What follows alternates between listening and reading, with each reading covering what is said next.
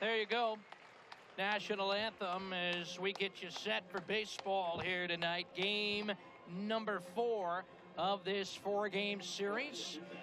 New Orleans set to take the field here. The Cakes are in their New Orleans Pelican uniforms here tonight. I guess it's appropriate. It started, baseball in New Orleans essentially started with the Pelicans. So the book ended where the Pelican unis here tonight on a throwback Thursday. Well, years ago, I did a piece on old Pelican Stadium, and I had some film taken from inside old Pelican Stadium where everybody who played back then played, and then they played a little bit on City Park Stadium, which was really not really a baseball field.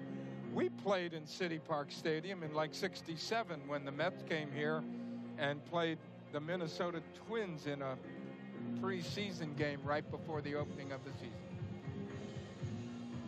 We're ready for baseball. Josh Roeder is going to get the nod here today for New Orleans. He's the right-hander from Plano, Texas. He has been in other levels. He's been in Jacksonville this season, pitched in 15 games, 5 starts. As he has been, up and down. He'll make his 3rd start for New Orleans. His first one, he got beat up a little bit. His 2nd start, he pitched well against Sacramento. So let's see what Roeder does here tonight. A guy that, it came as a little bit of a surprise, but with Cody Poteet going down with an injury, here we go. As we're ready for baseball here tonight, as he will face this starting lineup for Memphis. It'll be Randy Arozarena to lead it off. Batting second, it'll be Dylan Carlson. Batting third is Edmundo Sosa. Justin Williams, John Nagowski, and Andrew Kisner are the middle 3. Max Schrock, Jose Martinez, and Austin Warner round out the starting lineup. Roeder 0-1 with a 4.32 ERA with his time this season in New Orleans. Hasn't been here much, but here he is, the guy that gets the nod here for the series and the regular season home finale for the Cakes and Redbirds. Roeder, a guy that pitched collegiately at Nebraska, originally a 21st round pick of the Yankees in 15. This season he's pitched at Jupiter, Jacksonville, and now New Orleans, his 3rd stop of the year. Here we go, 7:02. About make that 7:03 as the clock just changed a moment ago. Roeder only 26 years old, 6 foot, 175 pounds. Got some good sink on his fastball. And this one is going to be a fly ball, right center field. And what a way to start the ball game. First pitch of the ball game, and it is Randy Arozarena, a home run over the right center field wall. It is 1-0 Memphis. Caveat on that is that didn't sink a whole lot. It was out over the plate, and Arozarena jumped all over it. And we're down 1-0. Wow. Just like that. Suddenly. So here comes Dylan Carlson. Trying to get ahead of somebody with a fastball. You felt pretty safe with it until he squared it up. And the pitch taken here for a ball. It's now 1-0. How about that? You don't expect to see that on the first pitch of the ball game. Well, the other night, Arozarena led off with a double down the left field line. His first at-bats in this series have been pretty good. He has. Go right at him. Here's Carlson. The 2-0 ground ball, first base, going to be scooped up, picked up by the first baseman O'Brien, who will flip to Roeder covering, and there you go, 3-1 on the putout. Kicked it around a little bit, but was right there between his legs. Slider, I believe. So this will bring to the plate Edmundo Sosa. First pitch of the game, a home run for Randy Arozarena. If you're just joining us, it's 1-0 Memphis before many of the folks have even made their way to their seat. Good crowd making its way into the ballpark here tonight. Great to see. Is the pitch going to be taken here for strike? Congrats on your got it there. My first pitch. I got it there. Probably not a strike. Nice play. Ground ball, third base. Third baseman Alvarez on to first. You were amongst a slew of ceremonial first pitches today. Yeah, we thought we were going to need a trainer. Get some arms rubbed down, but nice play by Eddie the Jet at third base to his glove side. Yeah, you had the Little League World Series champions, the girls team as well. They all bright-eyed and bushy-tailed University of New Orleans baseball team.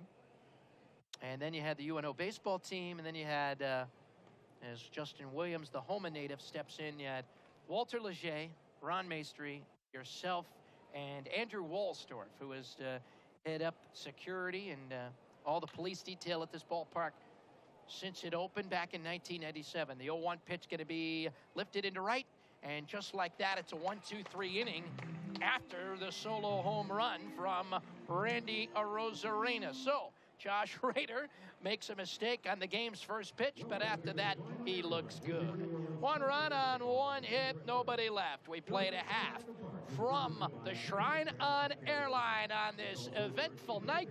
It's the Redbirds leading it 1-0. This is Cakes Baseball. Quickly down 1-0. Welcome back out to the ballpark. It is Throwback Thursday. New Orleans wearing its Pelican uniforms. It's also Thirsty Thursday here at the ballpark. Magnarius Sierra will step into the batter's box. It'll be Sierra, then Rojas, and then the center fielder, Monte Harrison. The middle three is Rosel Herrera, the catcher, Tyler Heineman, and then Eddie Alvarez. The bottom third is Peter O'Brien, Devin Marrero, and then Josh Roeder, the starting lineup. Thank you. You're welcome. We'll come see you later. Here's Sierra, who will step into the batter's box. It's been difficult progress sometimes for Sierra, but you know what? He is moving ahead as a hitter. Here's this the lefty pitch. looks like he's not too much fun for left-handers. 1 ball and 1 strike now to the batter, Magnarius Sierra.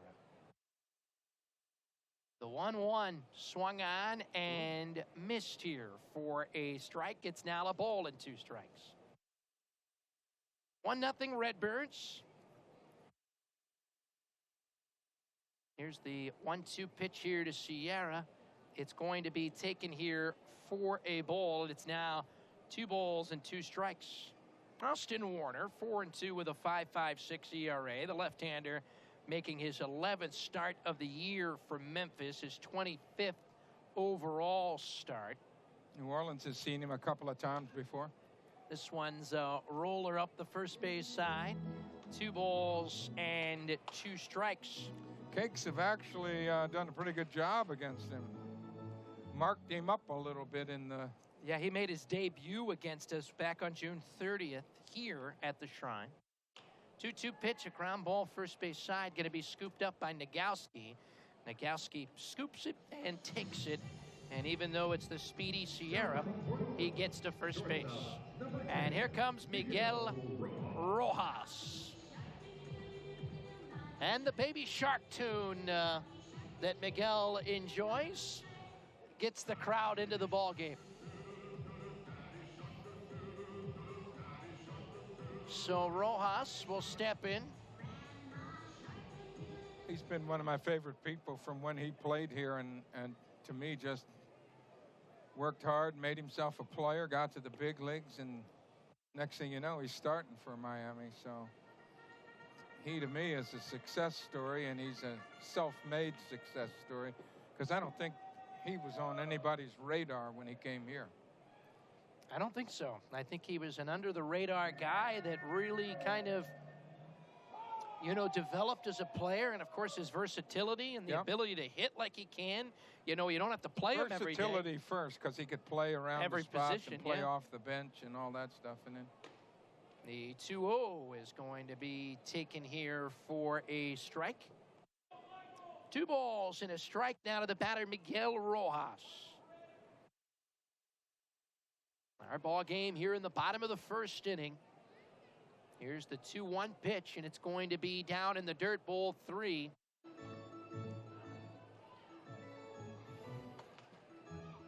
Three balls and a strike now to the batter, Miguel Rojas.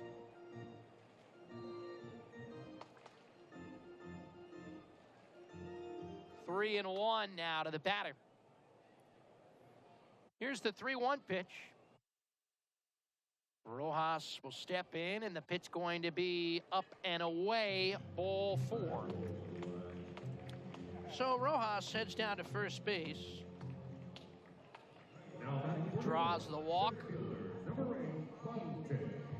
And it brings to the plate the center fielder, Monte Harrison. He was 0 for last night. It's nice to see him make it back into the lineup. But he swung the bat pretty good, I thought. You know, he got robbed by the shortstop. He was 0 for 5. But he swung the bat pretty good to me. Here's the pitch. It's going to be just outside for a ball. It's now 1-0 now to the batter, Monte Harrison. Yeah, him not getting a hit last night, by the way, snapped his 10-game hit streak. He hadn't played since late June, but it stays active until you play again. Yes. Well, I don't know what the bone was in his wrist that he got worked on, but that's hit pretty good. I think it was a ligament. Fly ball into right. The right fielder, Williams, made the catch. Wow, that was hit pretty good. He hit that one some distance, and it just was not enough. And it brings to the plate the left fielder, Rosel Herrera. So he continues, Monte Harrison does, get good hacks at the ball and make it out. It'll come around. Hey. He's hit the ball about as hard as you can ask. It'll come around. Rosel will step into the batter's box.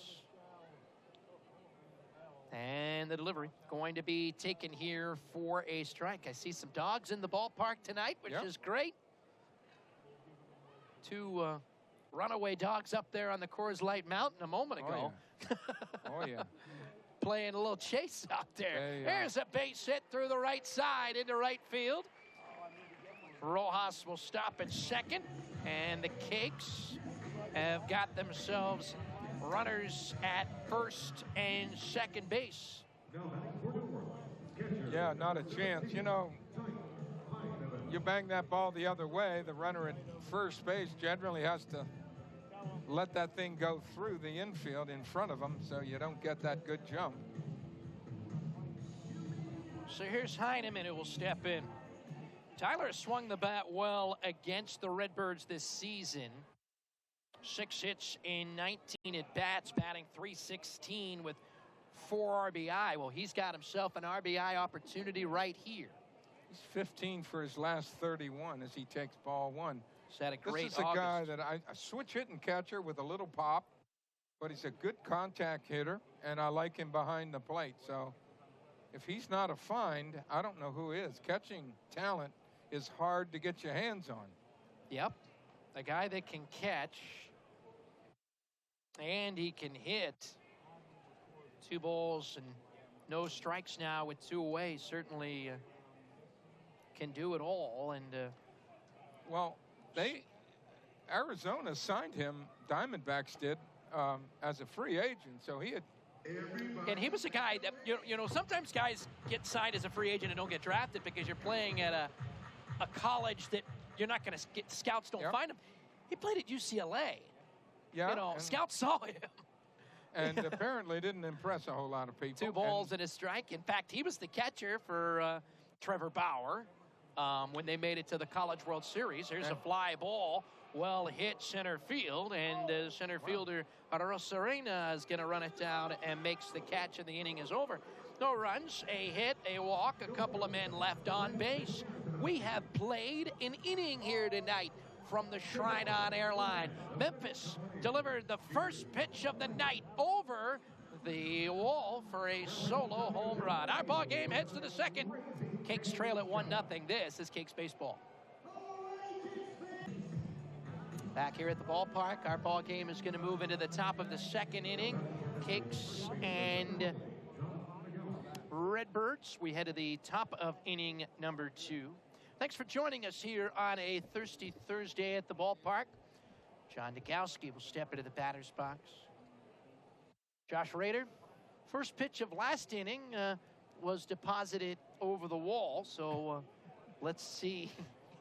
Can't play him up there on the Coors Light Mountain. But he settled in and had a good inning. I wonder if one of those dogs up there fetched it. He had a 1-2-3 inning after that. Yeah, but he just, you know what? It was a get ahead of me fastball that he wasn't careful with, and Rosarena is a first pitch fastball hitter, so might want to keep that in mind. John Nagowski at the plate in the 0-1 pitch. Ground ball hit towards short. Shortstop is up with it, throws it across the diamond in time for the putout. 1 away. So with 1 down, it'll bring to the plate the catcher, Andrew Kisner. I was watching Roeder warm up, and he does have that pretty good sink action, you know. Thing is, you can hang a sinker just like you can hang a breaking ball. Kisner will step into the batter's box. And the pitch going to be taken here. Plus his fastball is going to be upper 80s pretty much. I don't know if he even gets to 90. So you got to have that movement and location working. 0-1 pitch going to be taken here for a ball. 0-1 now to the hitter. Nice seeing the Little League World Series champions, the young ladies who are almost champions in softball from Louisiana. Yeah. And that was great. And those kids, you know, they're just enjoying, I think, the whole celebration of what they did. But they're all kids, you know. They all got a lot of baseball to play in front of them. And when I go to New York, I always catch up with Todd Frazier, who was on a New Jersey team that won the Little League World Series. And, you know, with everything he's done in Major League Baseball, Todd Frazier remembers that Little League World Series as much as anything. That doesn't really surprise. I mean, it doesn't, because it's at that point of your life where it's the world. You know, it's everything to you. 2 balls and 2 strikes here. The 2-2 pitch fouled off. I was on this station earlier today talking to David DeCorbier, and we were talking about how I think most of us played Little League Baseball. Sure. So most of us dreamt of going to that Little League World Series, where playing at AAA baseball, we all dreamt of it, but it was really a long shot. But playing in the Little League World Series did not seem like it was that big of a long shot, although, I mean, it is very difficult to actually win all those rounds and get there, and what a huge accomplishment for those kids. Oh, yeah, and nice curveball there from Roeder. But, you know, I try to remember back to when did you start thinking you actually had a chance to like play professional baseball? You couldn't go as far as Major League Baseball.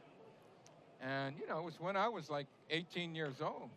2-2 pitch, ground ball up the middle, and it's going to be into center field, and it's going to be a base hit. First time you get on that ball diamond with those big leaguers, though, it's a rush. And I was thinking, you know, people have been asking me about the curtain coming down on all this baby cake stuff, and how do you feel about that and all, and I remember when the curtain came down on my baseball career, and I didn't know what I was going to do next because I didn't have another occupation. Shock. I did not have another visible skill set. And I had a wife, 2 kids, and a mortgage, and no job. So that was a vacuous feeling, I can tell you. Because I didn't have a clue until I got a phone call from WCBS, and they wanted to talk to me about doing sports. And I was like, why, sure, I can do that. Very nice. I don't know if you had a chance to read it. Very nice article about yourself today on minorleaguebaseball.com. Yes. Talking about the end of your baseball career, the start of your Did you broadcast read the name career? of the fella that wrote it? Shlomo Sprung. I read the name. I didn't name? know how to pronounce it, but I'm glad you said Well, it's a classic name, but he's a New York guy, and yeah, he wrote a good piece. He wrote a really good piece. He sent me a copy. Very cool. I saw it online today. I glossed you up a little bit. Too Yes, much. you did. You know, I really went over the top. I'll pay for that somewhere down the road. You did make. You brought a tear to my eye. 1-2 pitch. Only one in the ballpark tonight? No. I think there'll be a few tears tonight. 1-2 pitch going to be taken here for a ball. It's now 2 balls and 2 strikes. My goal is to get out of here without actually tearing up tonight. I'm actually breaking down. Hey, I said what I really felt. You and I have had a lot of fun doing these games, and it's all about relationship and trying hard to work with one another. 2-2 pitch. I've known you longer like than my I've known jazz analogy. You Yeah. know, when you're playing jazz, you're playing and you're listening to everybody else because you're trying to leave room for everybody else. And when you're doing play-by-play, I mean, sometimes I do it. Yeah. 2 balls and 2 strikes. I've never worked with anybody longer than I've worked with you. There's one guy at the ballpark who I've worked with the same amount of time, and that would be Craig Schaefer, who's the facilities guy. The 2-2 pitch going to be a fly ball well struck into center field. Nice. On the run, he's going to run it down and make the catch. Now, there's only 1 out, and the runner took off, and Brilliant. Kisner, and he's going to be doubled off. That was some Brilliant. terrible base running by Andrew Kisner as he's doubled off at first base. Well, it might be August, but a spring training mistake right there. Really? And the inning is over. No runs, a hit, and nobody left on base. We've played an inning and a half. Redbirds won. Cakes coming to bat in the bottom of the second. This is Cakes baseball. Back here at the ballpark, our ball game is going to roll into the bottom of the second inning. Shrine on Airline here as it is the final game of the home schedule. Eddie Alvarez will step into the batter's box.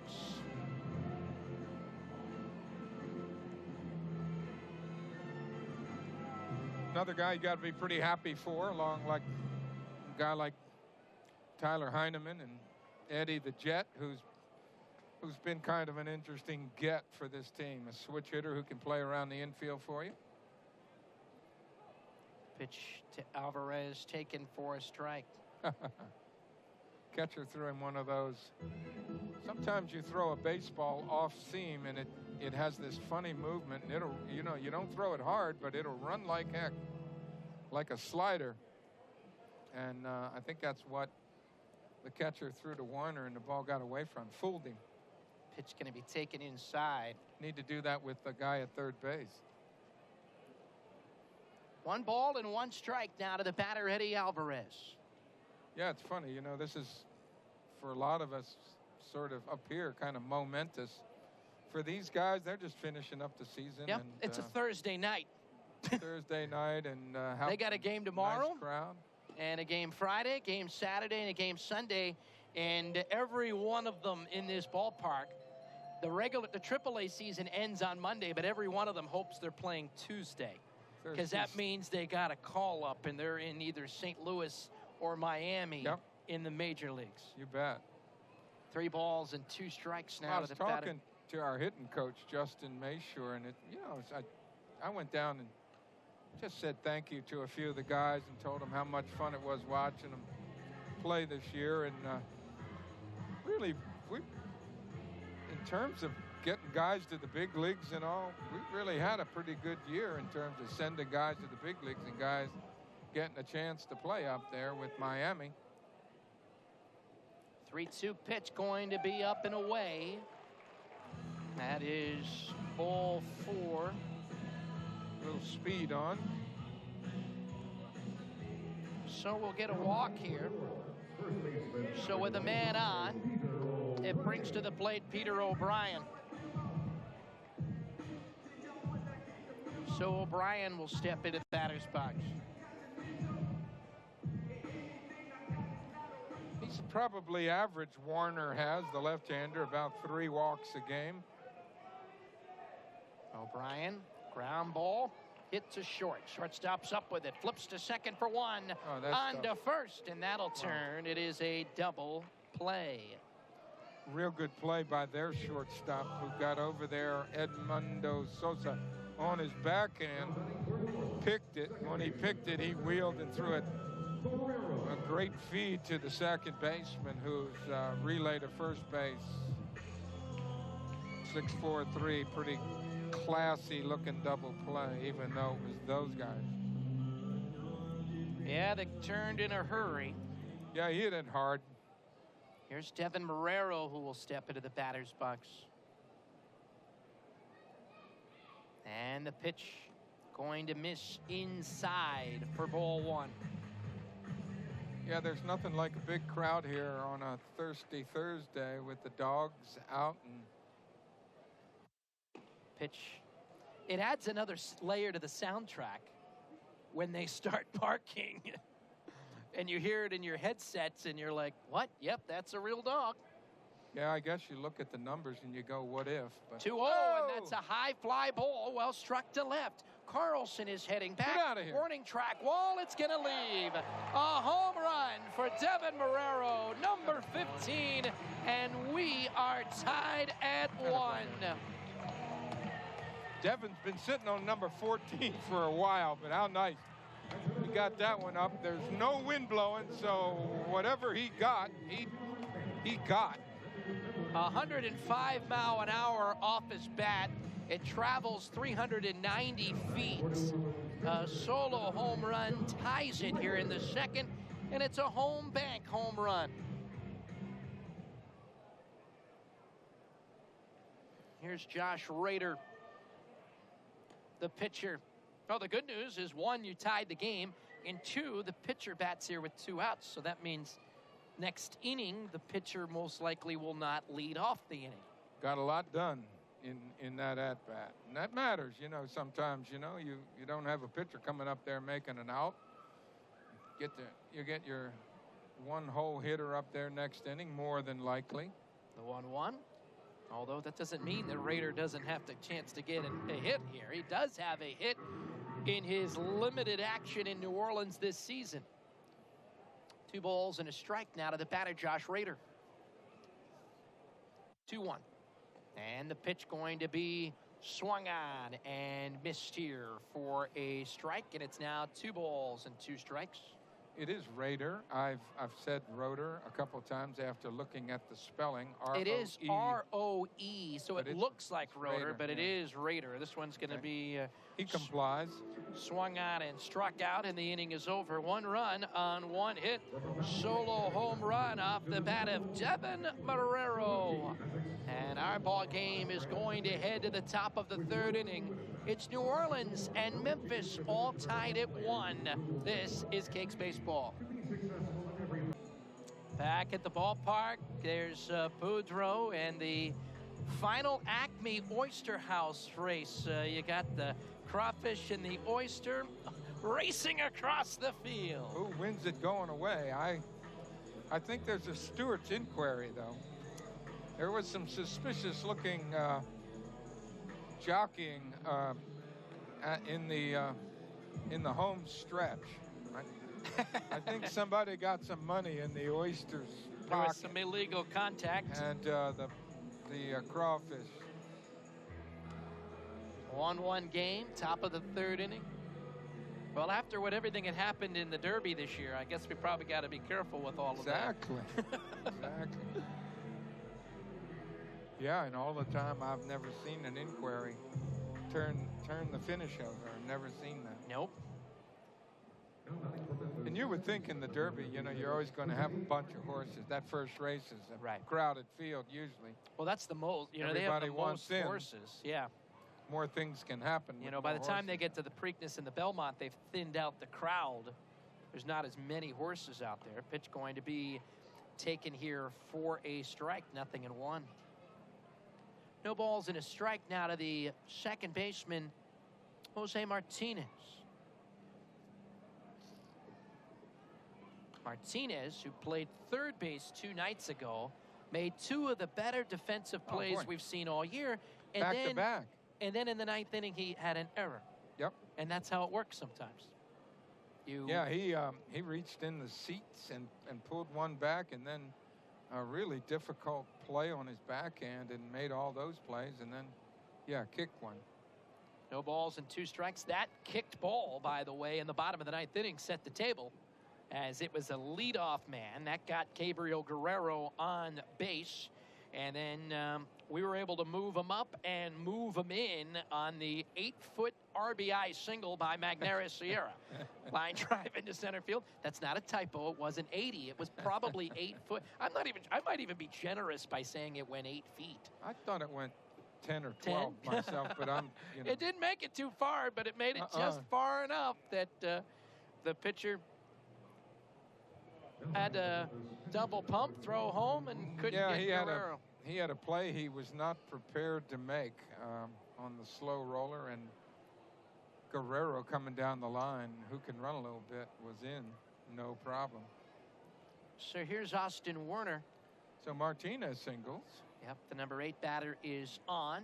Warner in a bunt scenario here in a 1-1 game here in the top of the 3rd inning, and the pitch is going to be taken here for a strike, 0-1. No balls and a strike now to the batter, Austin Warner. Generally speaking, the thing you don't want to be when you're up there bunting is have any jerky movement. You really have to be relaxed. And stabbed at that. Warner looks like he's not done this before.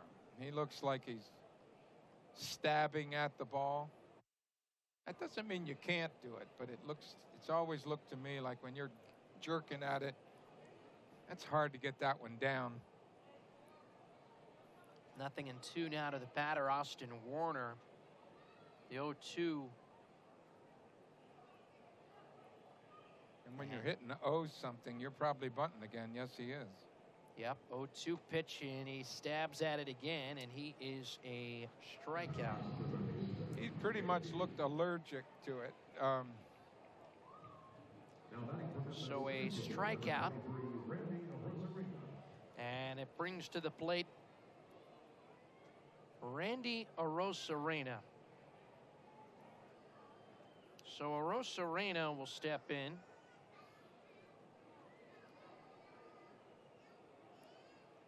Homered on the first pitch of the ball game. Nice. Swung on and missed here for a strike. Really got some sink on that one, down and in. Different pitch when you get that kind of movement on it. No balls and a strike now with 1 away, and it's now 0-1. And the 0-1 pitch down in the dirt. Arozarena from Havana, Cuba. 24 years old. Got himself a 7-game hit streak. He's had 2 hits in the second and third game. Got a hit in game number 1. He's got 5 hits in 3 games against Cakes. Nice. 1-1 pitch. Good hard breaking ball. Had a little bite to it. It's now a ball and 2 strikes. 1-2. Here to the batter, Arozarena.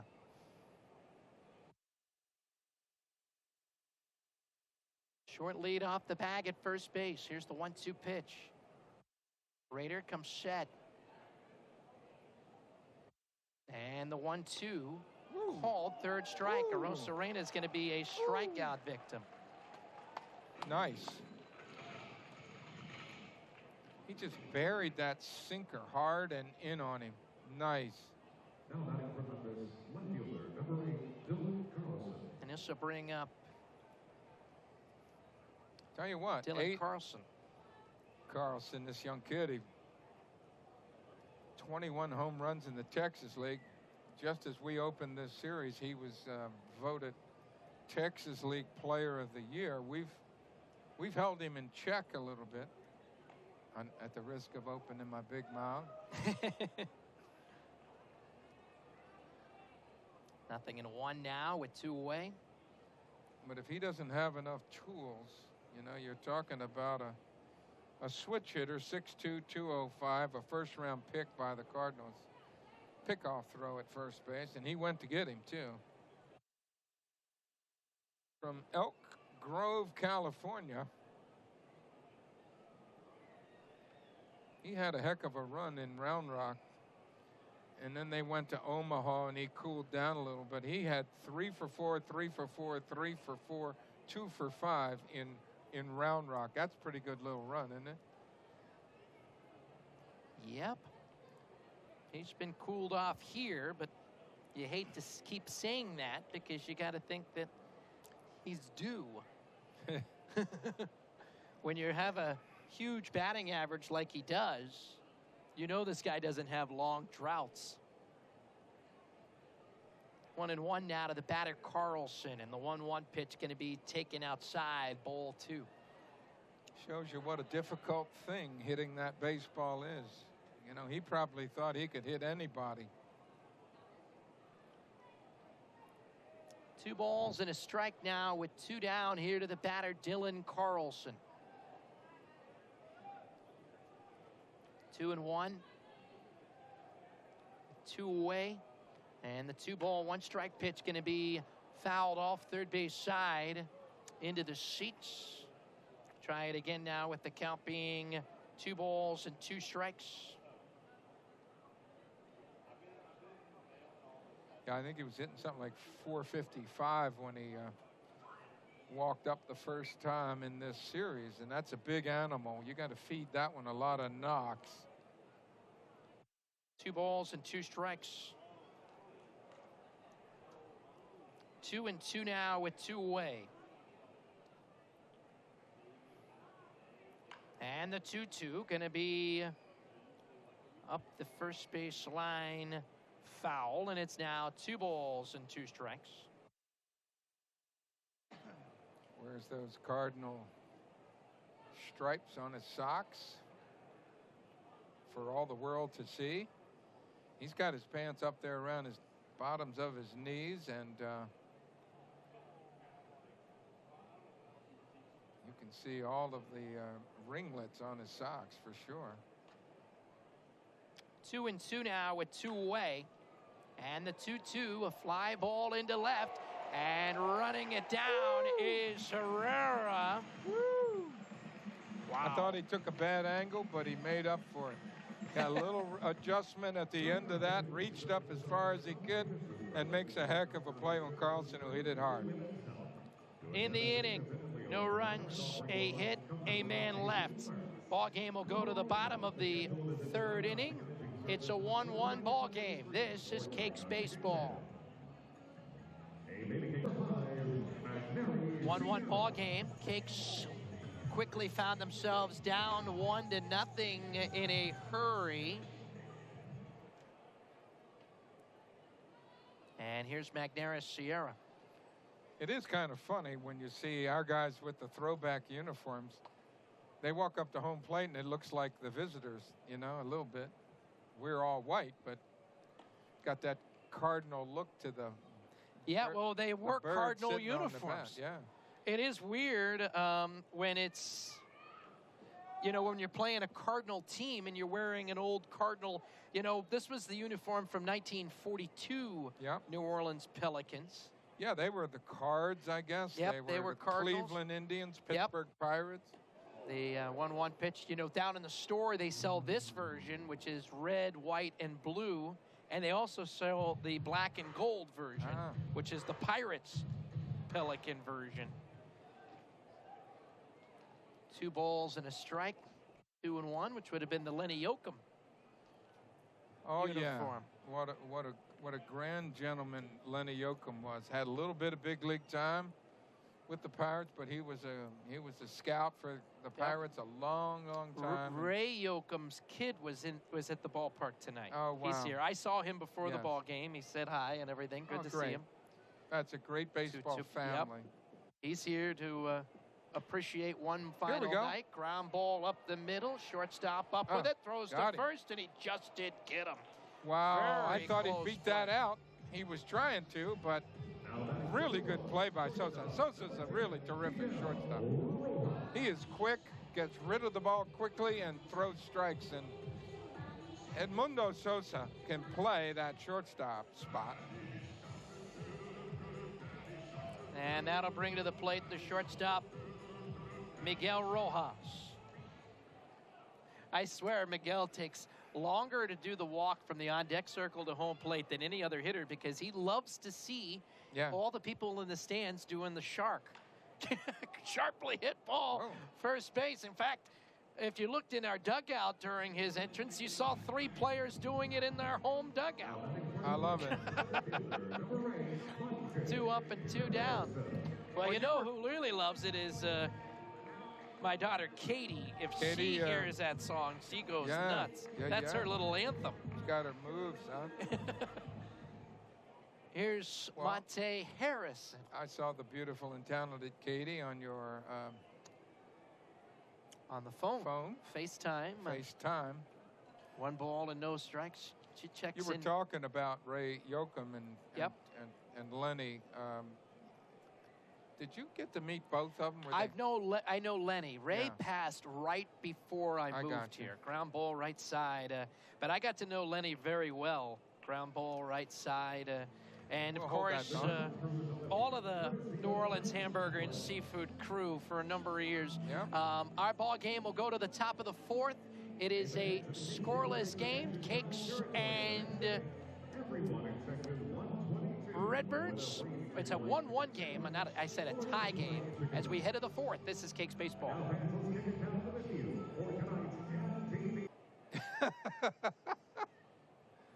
Get a big bucket of suds for your St. Bernard out on the Coors Light Mountain. There you go. That's mixing the brands a little bit, but hey, what the heck?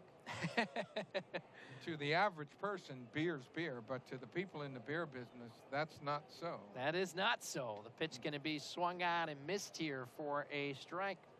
Probably a little more in this age of craft beer, where people move around and, you know, And this one is a up in the air to left. fly into left. Coming in is Herrera, who's going to get underneath it and make the catch. Edmundo Sosa is retired. So this will bring to the plate Justin Williams, who will step into the batter's box. Skied that one. You wonder what would have happened if Sosa squared it up a little more. 1-1 ball game here in the 4th. Williams, the Homa native. Pretty cool. He gets to come back and play one final game in his home.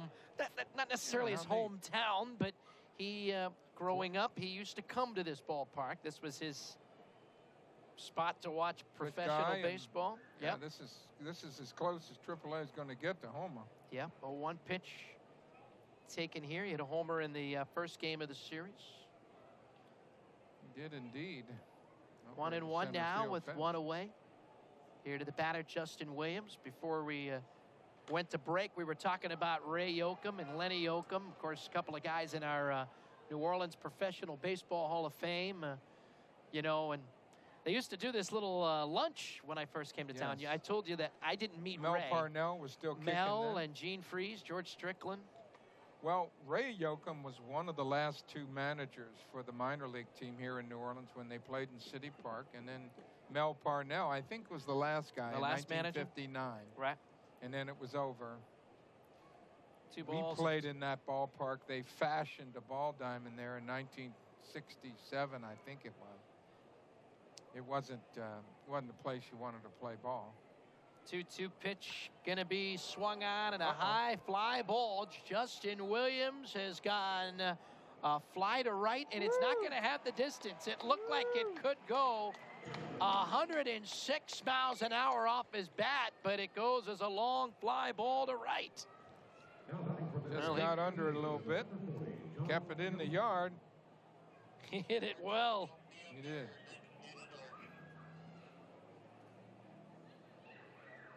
Sierra in right field kind of had a bead on it from the get-go. No wind blowing, so what you're seeing as an outfielder are good reads on the ball. When the wind is blowing one way or the other, things change when you're an outfielder. And you know, one of the things I always did when I walked into a ballpark is which way's the wind blowing and how hard. 0-1 now to the batter, John Nikowski. Nikowski will step in, and the pitch is going to be swung on and missed here for a strike. 0-2. 1-1 game here in the fourth inning.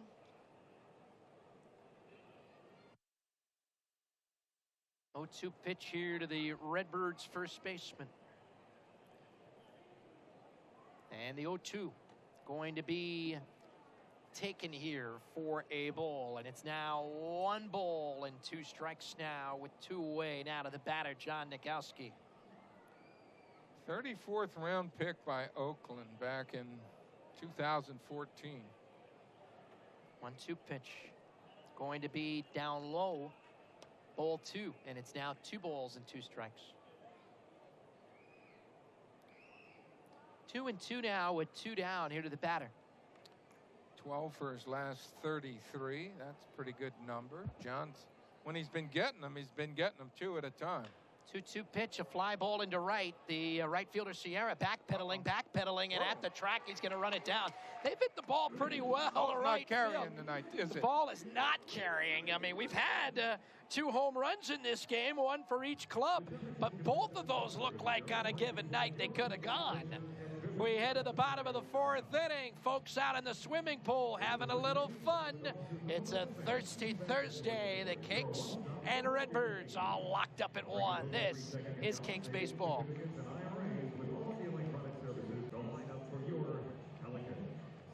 Back at the ballpark, Cakes and Redbirds. Certainly want to thank the folks at Sports 1280 for their longtime partnership with the Cakes. Kind of odd that our last broadcast of the season is not on 1280. We are on 104.1 The Spot today. Wow. 1280 has Tulane football.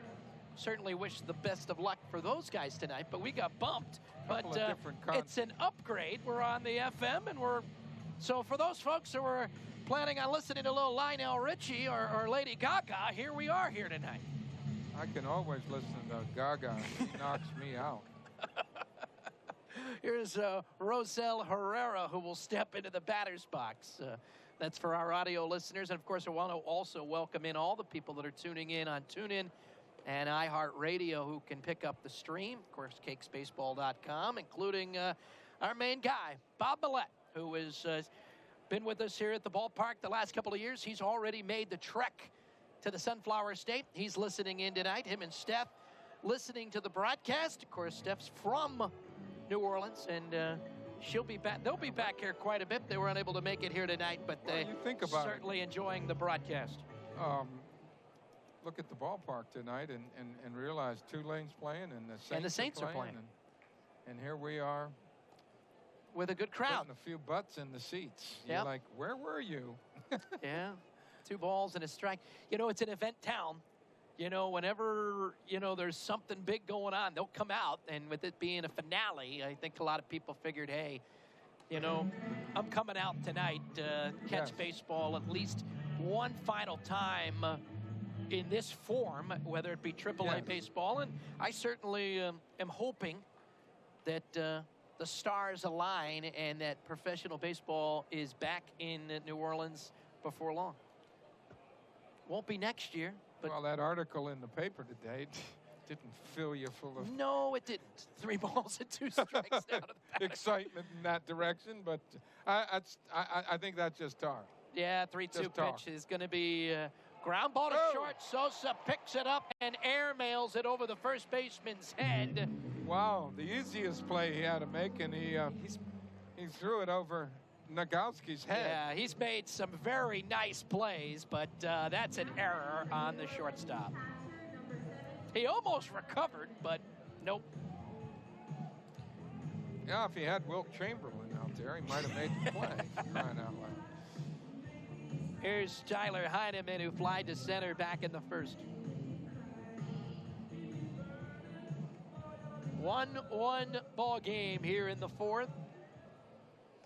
For Memphis, a run on 3 hits for the Pelicans. I mean, it says Pelicans on the scoreboard, and I always do have the tendency of, if it's on the card, I'm going to read it.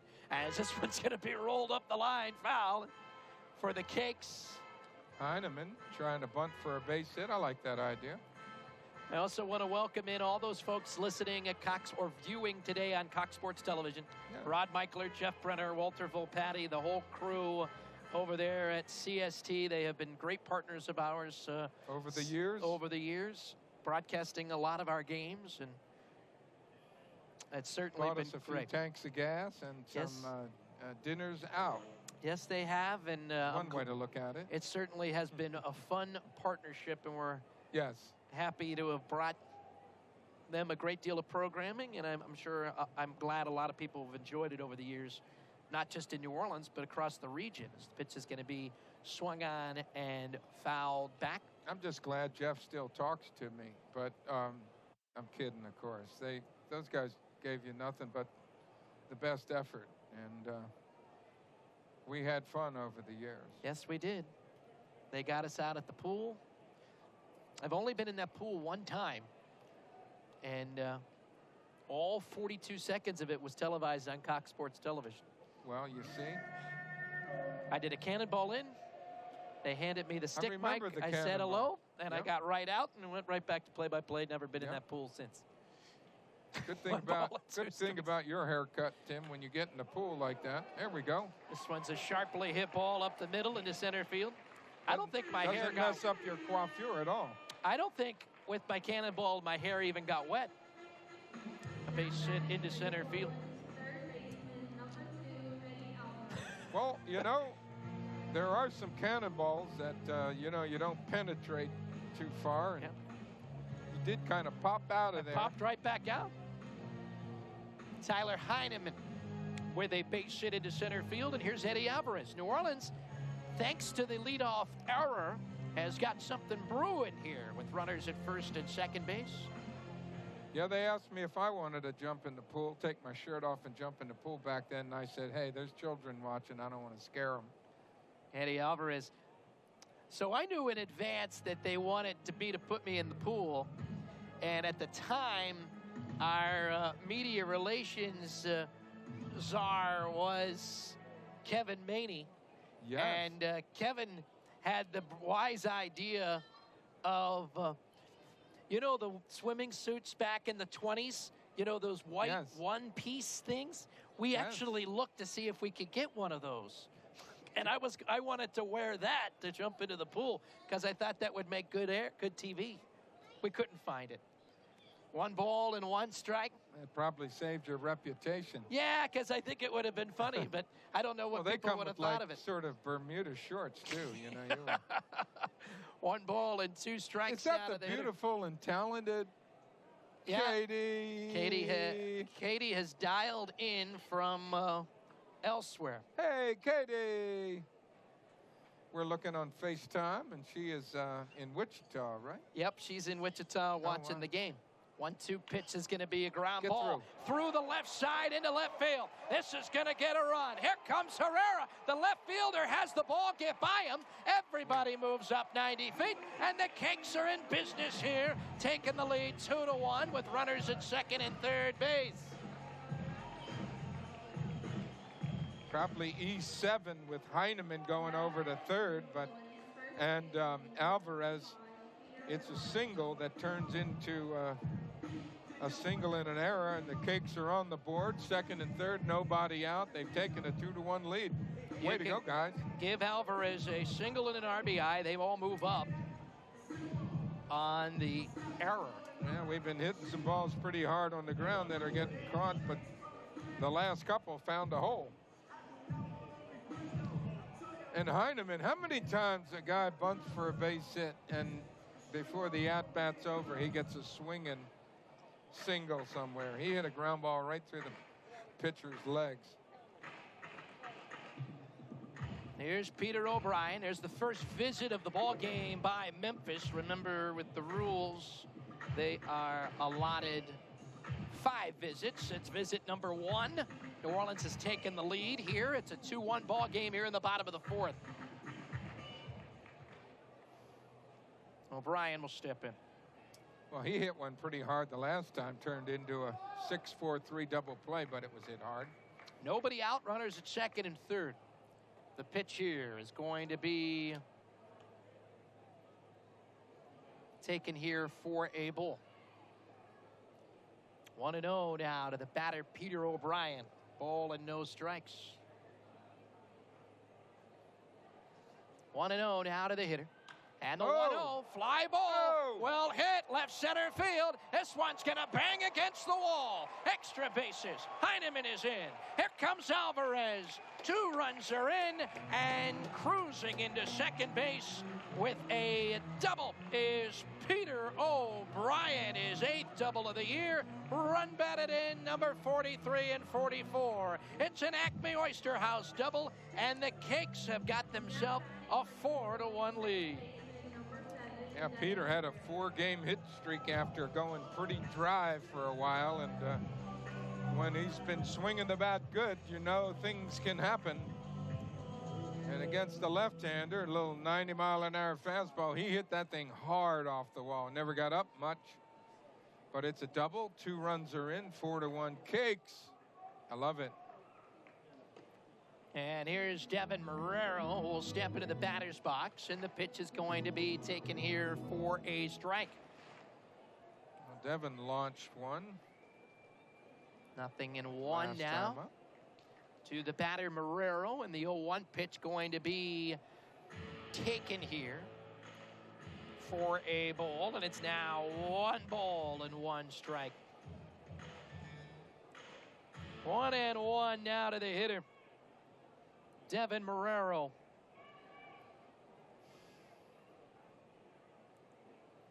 Yeah, he hit home run number 15 his last time up to tie this ball game. He could, with nobody out. Pitch taken here for a ball, and it's now 2 balls and a strike. 2-1.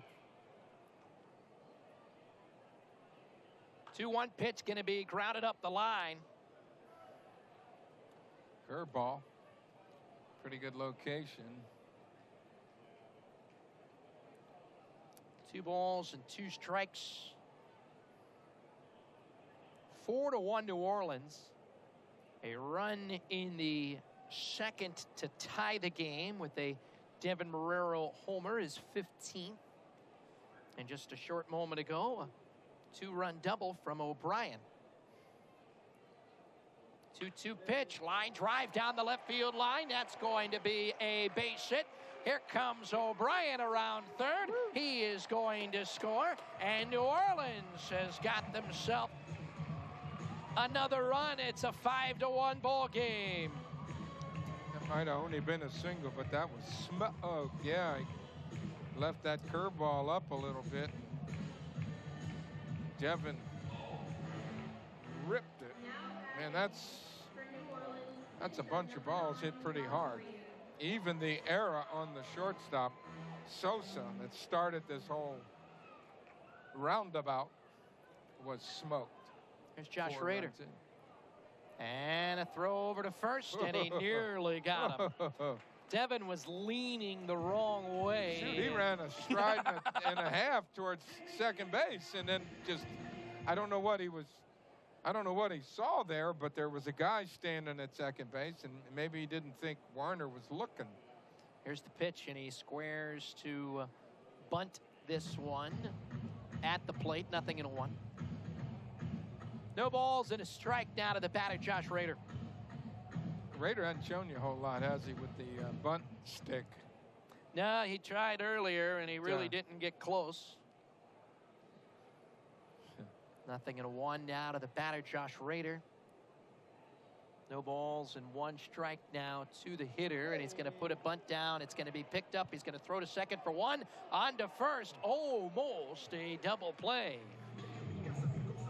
He just did beat it out, and they do get Marrero 1-6. Failed sacrifice. And here comes Magneuris Sierra. Yeah, it's a fielder's choice.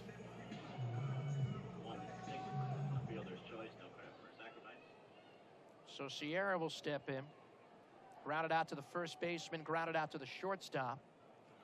Sierra steps in, and the pitch going to be swung on and missed here for a strike. 0-1. Generally speaking, Sierra gets some pretty good hacks against left-handed pitching. Pen is starting to loosen up for Memphis. Well, 1 pitch going to be taken here for a strike, and it's now no balls and 2 strikes now to the batter, Magneuris Sierra.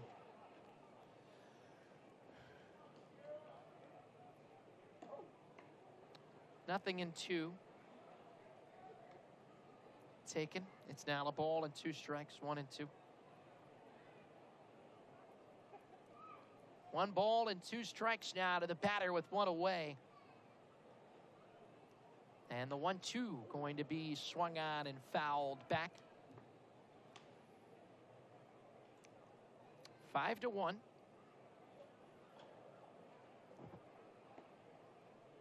Cakes have put 4 on the board here in the inning. This has got everybody on the banks of the Raccoon River excited. And if you don't know what I mean, Iowa, we could help Iowa clinch the division here tonight. The I-Cubs. I wouldn't mind them giving them an assist. It would be the magic number for the I-Cubs is 1. They don't really necessarily, they may not necessarily need our help. If they win on their own, they clinch. But if we win, they clinch. For selfish and personal reasons, I would love the Cakes to win this last ball game. I'd like to see them win. Memphis has won the Pacific Coast League Championship back-to-back years. So I don't, time for new blood to win a championship. Exactly. I don't want them in the postseason. Right. 2 balls and 2 strikes. The pennant race in our division, New Orleans, even though New Orleans has a better record than Memphis, we are eliminated. We have 70 wins. They have 67. Here's a fly ball into right. A fly ball into right field, and Justin Williams will make the catch. San Antonio won last night, so the separation is 2 with 5 to go. 1 game head-to-head tonight between Round Rock and San Antonio. Here's Miguel Rojas.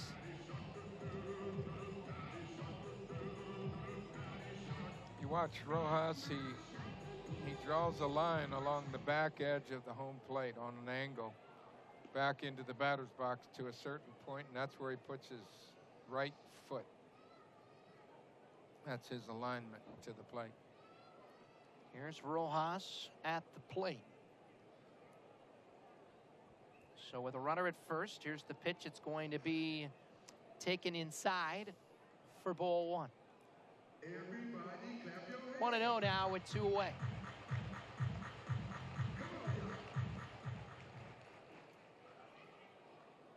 New Orleans with 6 hits, 5 runs. They lead the visitors from Memphis. Memphis heads to Des Moines tomorrow, open up a 4-game series. So it is important for them to stay alive. If they can survive tonight, meaning Iowa lose, Memphis win, that means going into the weekend, Memphis, it would be in Memphis's hands. If they would sweep Iowa, they would win the division. How about that? They would know that going in, and that might put a little. But it all is ruined tonight if they lose tonight. Well, we can extinguish all hope for them here tonight, eliminating them. You know, because you think about it, you're 4 back with 4. You're like 5, and you're like, wait a second, you can't do that. Well, when you play head-to-head, you can do it. Yes. 2 balls and a strike. 2-1 now with 2 down. The pitch going to be lifted into right center field. Arozarena on the run. That ball's going to drop. On his way to third base is going to be Rader. On his way to second base is Miguel Rojas. Another Acme Oyster House double. Rader goes to third, and the Cakes, well, that ball had a little hang time to it. It looked like it had a little bit of this tail to it. He had a little fade on it, like Ryan Lee's drive. Had a little fade on it. A little fade? Are you a hooker? Most guys, every once in a while I'll fade one. I don't usually fade it off the tee, but that's that'll be it. That'll be it for him, huh? So the starting pitcher tonight, Austin Warner, the 25-year-old from Louisville, Kentucky, is going to call it a day. His night might be over. No, they're going to stick with him. It looked like they might. But nope, it's they're going to stick with him here. I thought maybe.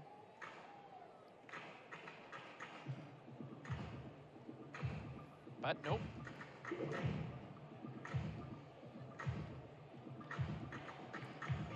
So Monte Harrison.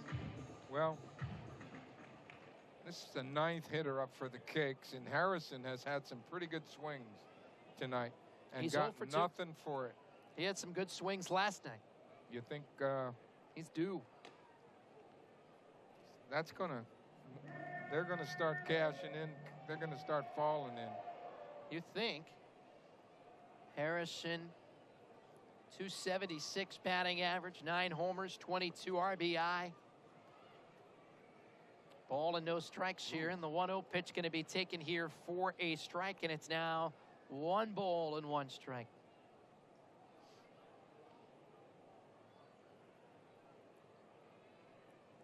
One and one now. He was happy to see him get back before this season was over. I wasn't sure with that wrist injury. Pitch going to be up and in. Yeah, he got hurt late June diving for a ball. His wrist kind of got jammed on the outfield in Oklahoma City, where we return tomorrow. Final 4 games of the year from OKC. 2-1 pitch taken here for a strike. Tomorrow night, 7:05. Saturday, 7:05. Sunday, a 2:05 afternoon game. Monday, an 11:05 a.m. game. All 4 games on Sports 1280 from Oklahoma City. 2 balls and 2 strikes. Your world has already started changing since you sold your house here and you bought a house in Wichita. And 2-2 ground ball, and this is a soft roller. Shortstop is up with it. Yeah, it is. It's been a weird season, especially the second half of the season with everything changing. New Orleans comes alive. They send 9 batters to the plate. They're going to score 4 runs on 5 hits, and they leave 2 men on. We head to the 5th. It is New Orleans out in front by the score of 5-1. This is Cakes Baseball. I'd like to wish a very special birthday to Memphis Redbird. So we head to the 5th. Josh Rader, after giving up a first pitch bomb, has really settled in and pitched well. We've given up our share of opening batter bombs. I don't know about first pitch bombs, but we did give up one today. Well, in 3 of the 4 games, Randy Arozarena, the leadoff hitter for these Memphis Redbirds, has led off with a double, a home run, a single. I mean, he's in 3 of the 4 games, he's been on base like you're supposed to when you're a leadoff guy. in the first inning. So this will bring to the plate Andrew Kisner. Kisner, who will step into the batter's box.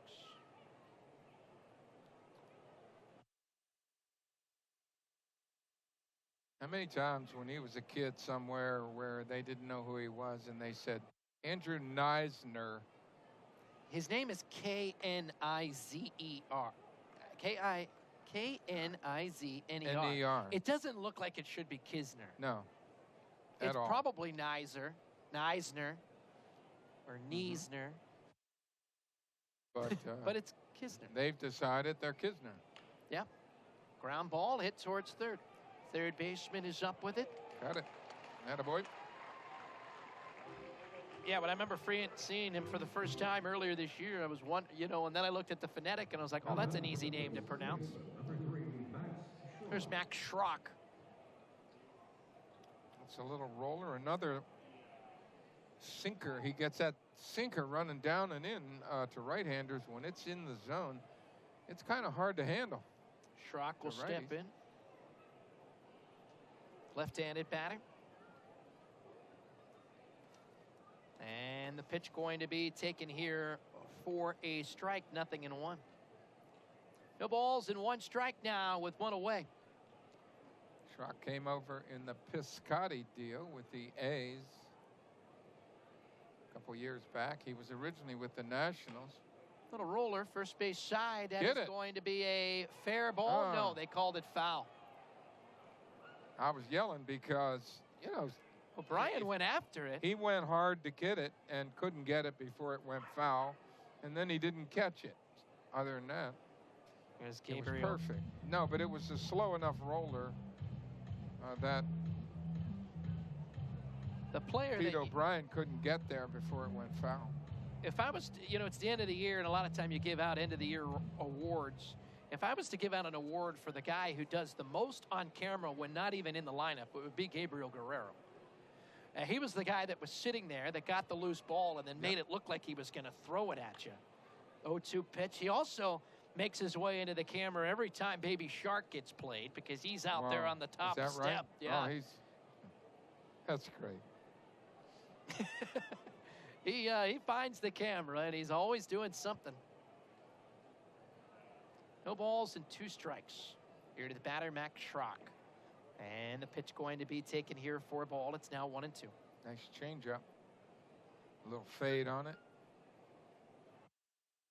When you sink the ball, that sinker changeup can have a lot of deception to it if you sell them both. Line drive, well hit, right field. Oh. That's head into the pool, and it's going to be a splashdown. Rats. Max Schrock has hit his second AAA home run. That was a bullet, 107 miles per hour off his bat. He drilled that one. Wow. That got out of here in a hurry.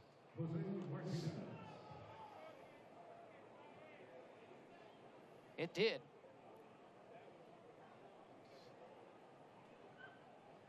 Get out of here in a hurry. It did not get very high off the ground. It was 55 feet off the ground. I know that sounds high, but for a home run ball, that's not nothing. high. That's nothing. That's we see just him go out of here high as the light towers sometimes. It looks like, but they don't stay up there. But it gets up there sometimes. That was not one of those high arcing home runs. That was a fastball out over the plate, kind of running away from him, but out over the plate, and he just turned on it and hit a seed over the fence in the pool. No balls and 2 strikes now to the batter, Jose Martinez. Fortunately, there were a bunch of people in the pool, and looked like somebody gave him a heads up because you would hate like heck to be out there enjoying the evening with a couple of beers and a ball comes out there and dings you right on your gourd. 1-2 pitch going to be up high. The people in the pool area normally are not paying all that much attention to the ball game. They were You saw them all They react. all They seemed, knew it was yeah. coming. One guy celebrated it. 2 balls and 2 strikes. The 2-2 ground ball right side. Second baseman, actually that is the shortstop Rojas on the overshift that's going to get there to make the catch.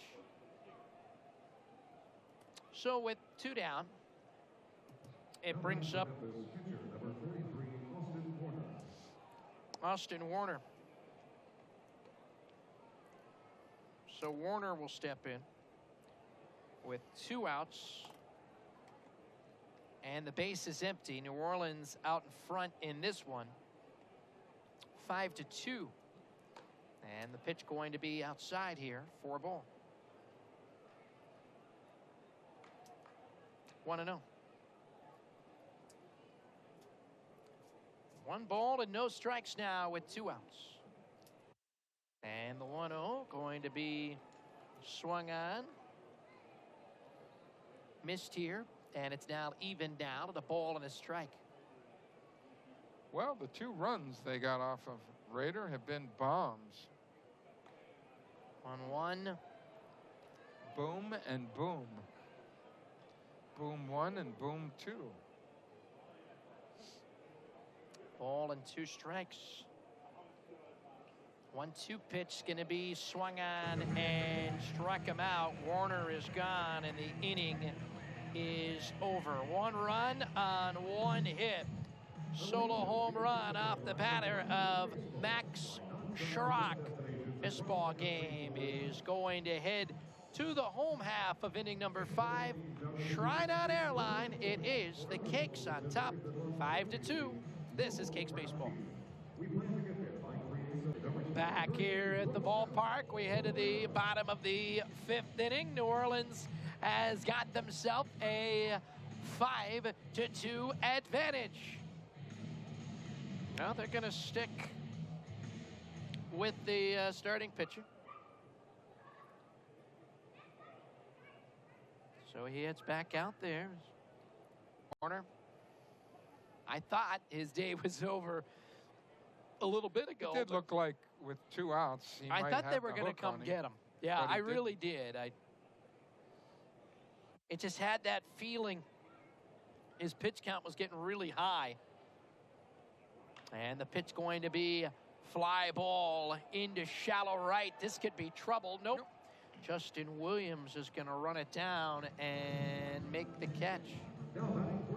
By the way, if you're wondering, Warner has thrown 86 pitches, 51 for strikes.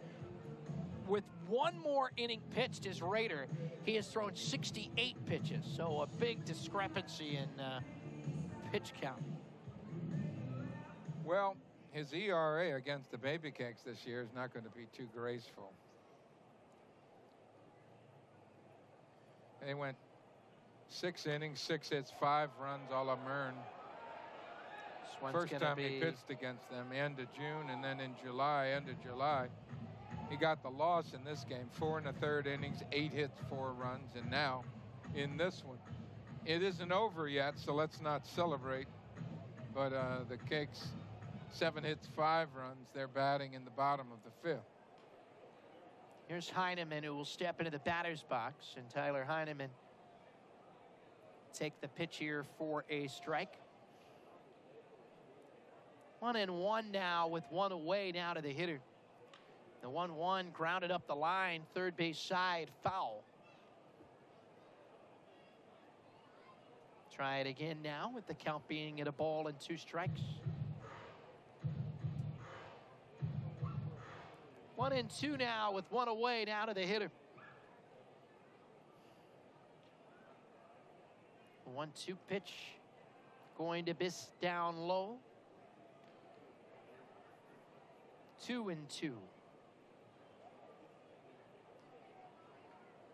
2 balls and 2 strikes now to the batter, Heineman. 5-2 our score. Here's the 2-2, and he lifts it into shallow left. Carlson coming in, and Dylan Carlson going to get underneath it to make the catch for an out. Now batting for New Orleans, third baseman number 2, Eddie Alvarez. So that'll bring to the plate Eddie Alvarez. So with 2 down, Alvarez tonight has walked, singled, and drove in a run.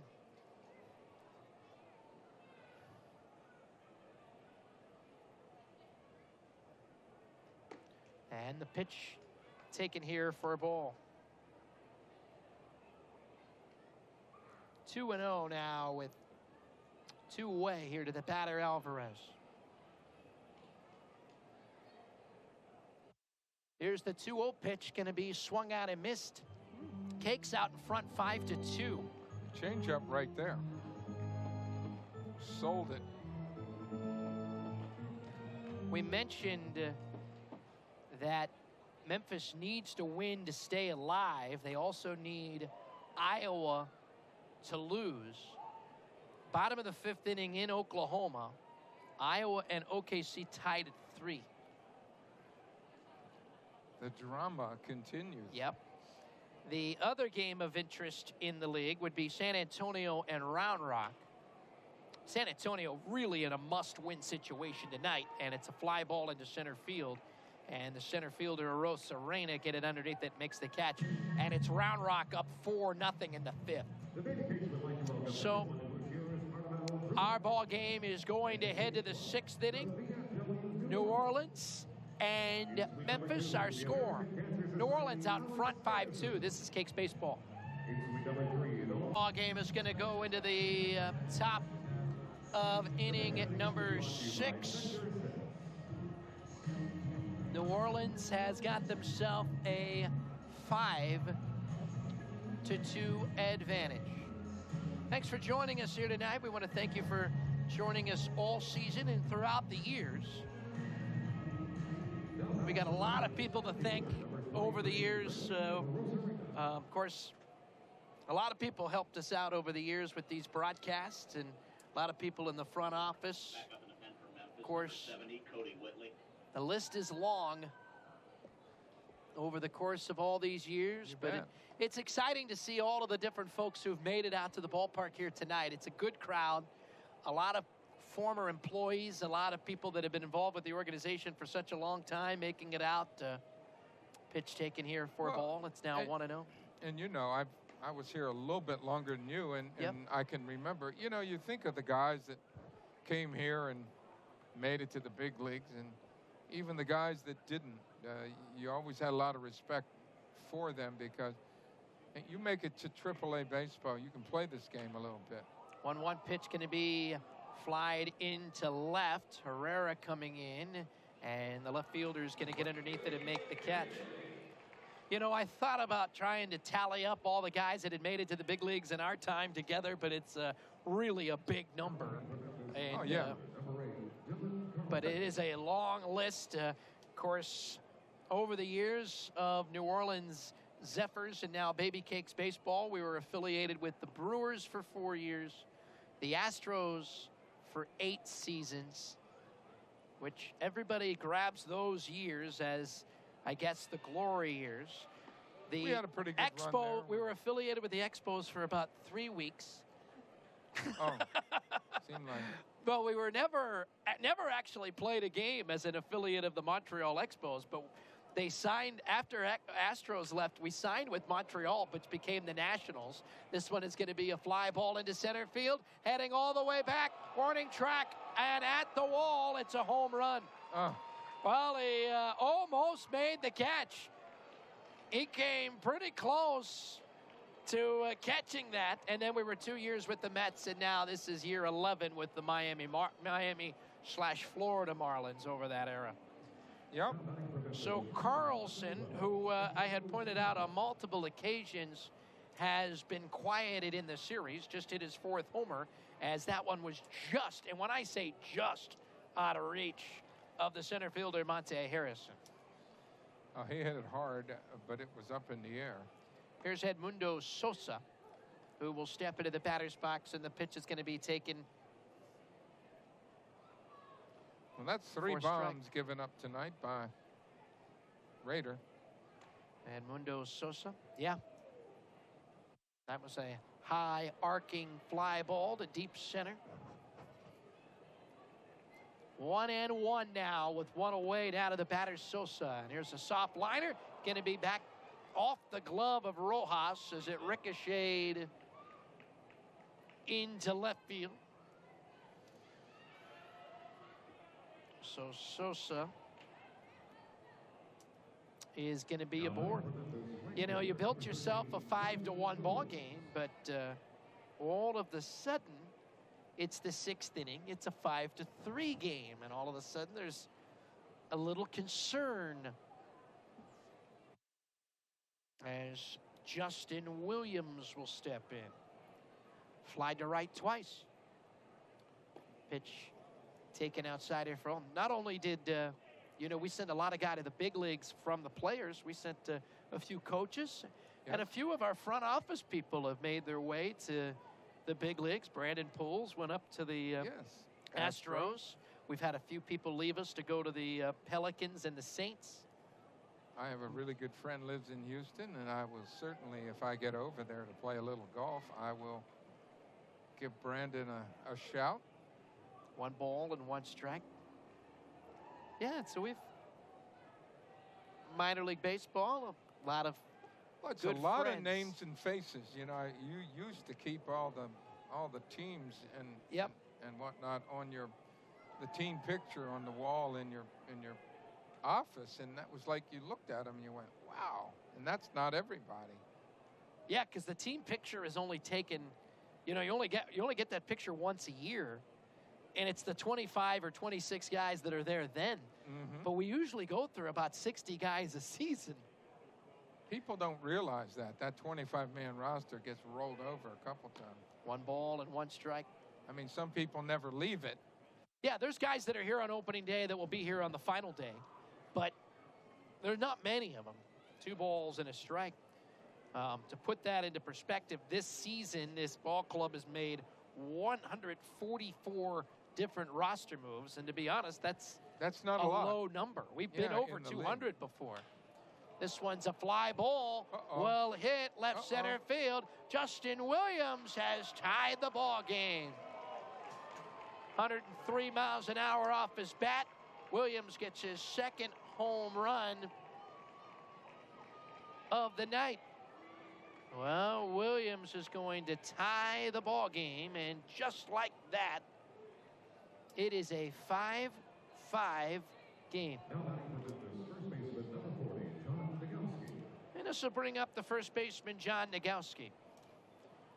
That is 4th homer allowed today by Josh Rader.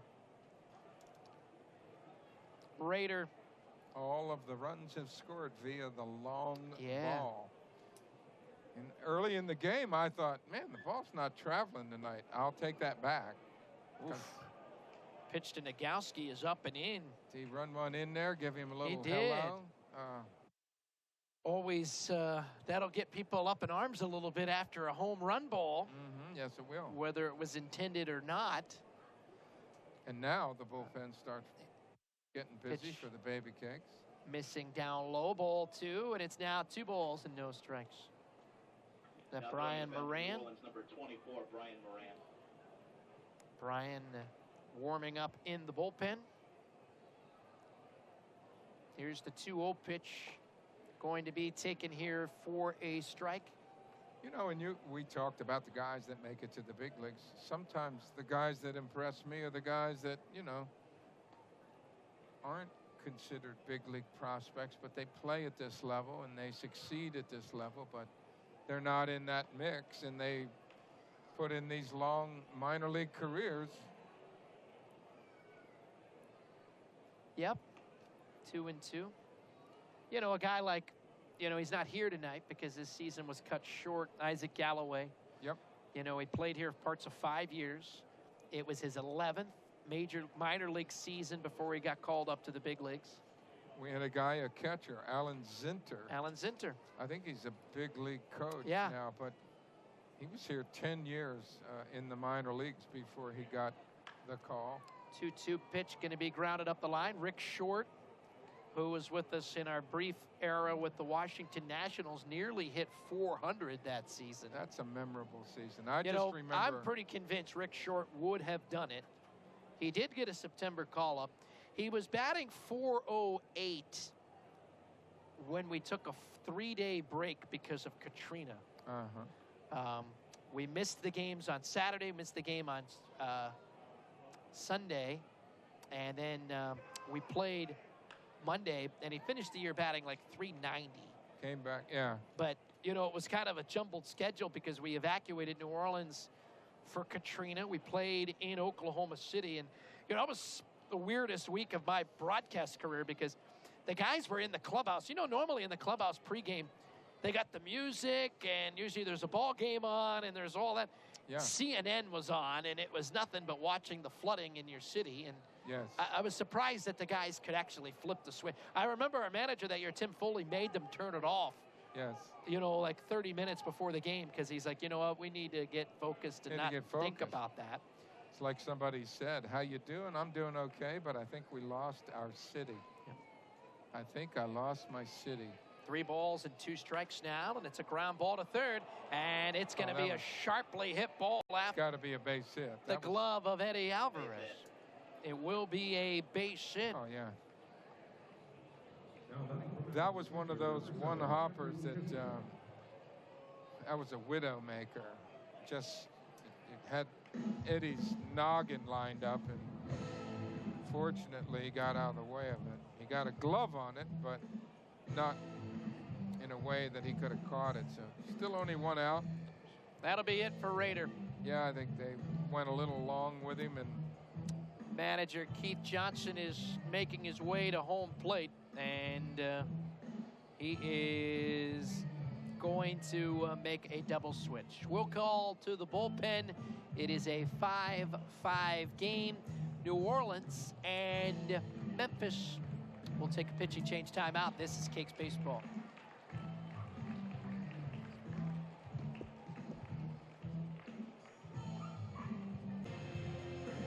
So Raider goes 5 1/3, gives up 8 hits, 5 runs all earned. He walked nobody and struck out 3. well, you go from conventional sort of right-handed sinker slider to sort of sidearm lefty sinker slider. The 6'4" Moran, 30 years of age, from Port Chester, New York. He is the older brother to Colin Moran, the third baseman for the Pirates.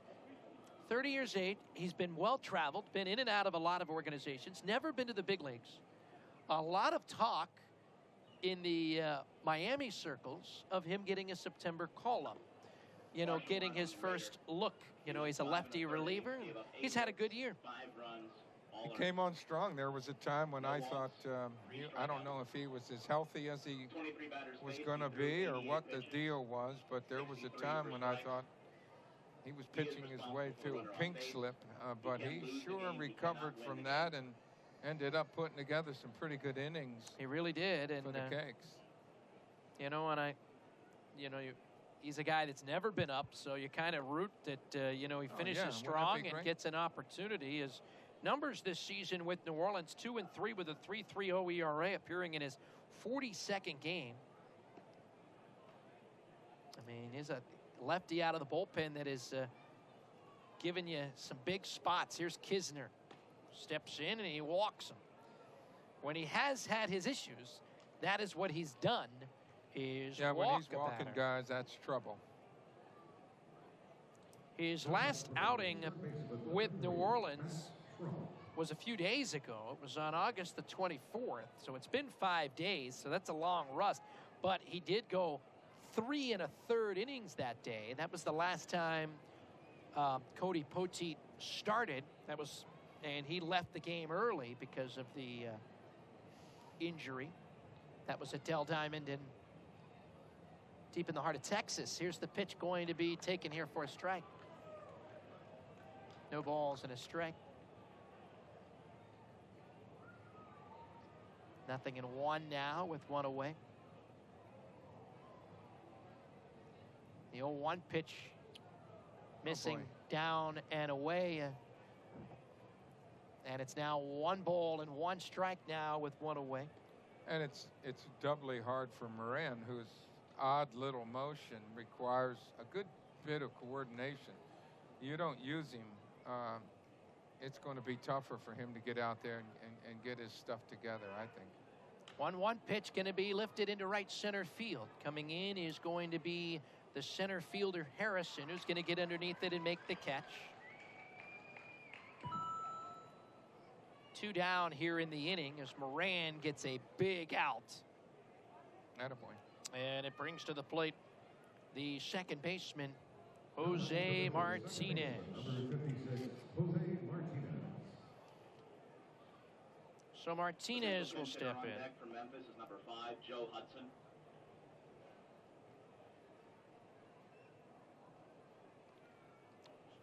So that'll bring to the plate Martinez. There is a probable pinch hitter in the on-deck circle in case, and that is Joe Hudson.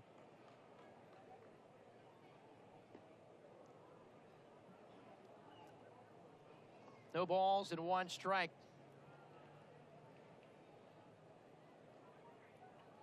And the delivery. 1 ball and 1 strike. 1-1 now with 2 outs. 5-5 game here in the 6th.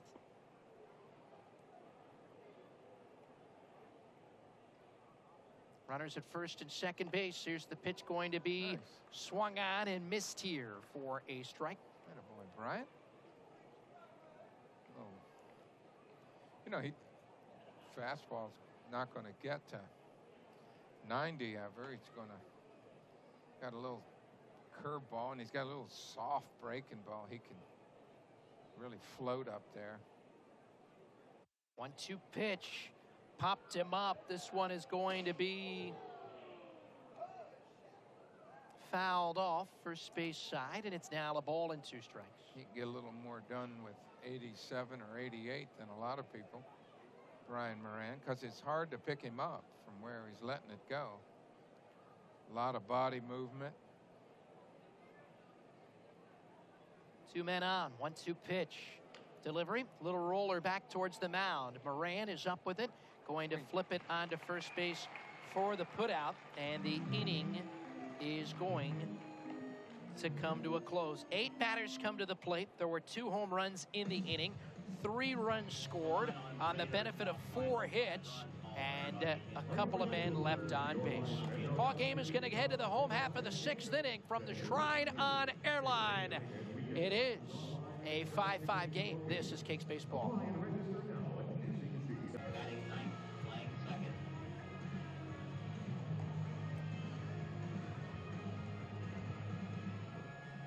Bunch of changes here at the ballpark. Shrine on Airline. Ramon Urias is in the ballgame to play second. The new pitcher is Cody Whitley. So the starter is out.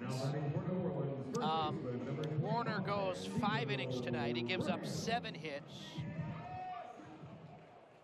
5 runs, 4 earned runs, walked 2 and struck out 1. So Whitley comes in out of the bullpen. Brand new ball game. We saw Yep. Whitley the other night. First game of the series. This one is going to be swung on and fouled back. 0-1. Ballpark opened back on April the 11th, 1997. It was christened Zephyr Field. But there was a nickname to the ballpark given by Derek Grubbs. No relation to me, but Derek, the first Creative side of the family? No. Yeah, the first PA announcer in this ballpark. Of course, the first PA announcer for the Zephyrs was Walter Leger back at Privateer Park. But Derek called it the Shrine on Airline because back then, Airline Highway was a long ways from what it was now. It was a seedy strip in the bayou. 57. Well, There was a lot of motels, and it was the history back in the days when there were gambling establishments along the Shrine on Airline was pretty interesting. Speaking of stuff. the very Walter first Leger. public address announcer, I thought Walter Leger, Walter- wearing a hat from the 1993 version. And his ring, he's got the ring too, I think. But he handed off the first pitch to some of his grandchildren, and they did a good job. 1 ball They and 2 did a good strikes. job.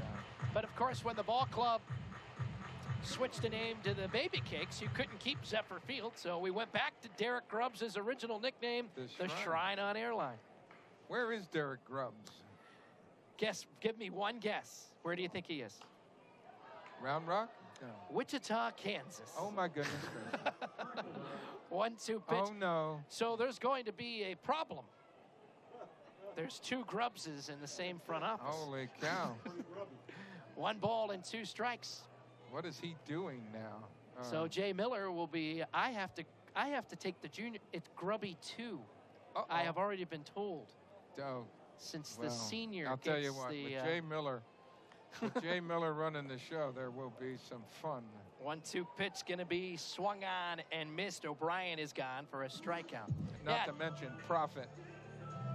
So it'll be kind of fun. Derek and I go back to the mid-90s, I guess, back when he was in Charlotte and, of course, in New Orleans. But we've never worked together, so it'll be fun. Here's Devin Marrero. For sure. 5-5 ball game. The base is empty. He's homered and doubled. And the pitch going to be swung on and missed here for a strike. 0-1. No balls and a strike. Walter Leger is leaving the building. Yep. Always great to see Walter. Yes, always. 0-1 pitch. Misses outside for a ball. 1-1. Yeah, I would think if there's a conversation once the Cakes are out of town about a double-A level of baseball, Walter's name Walter will might be bubble involved. up in that conversation. Yeah. Walter, even though he's been associated with this ball club since essentially 92, he was with the, trying to bring the club here from Denver when that was all going that was down. an exciting time because you didn't know. Rob Kuig had some conversations with John DQ and 1-2 line drive into left. Devin Marrero has got his 3rd hit of the night. Woo. And he's aboard. And that'll bring to the plate DQ, who was managing all that prime real estate in Denver,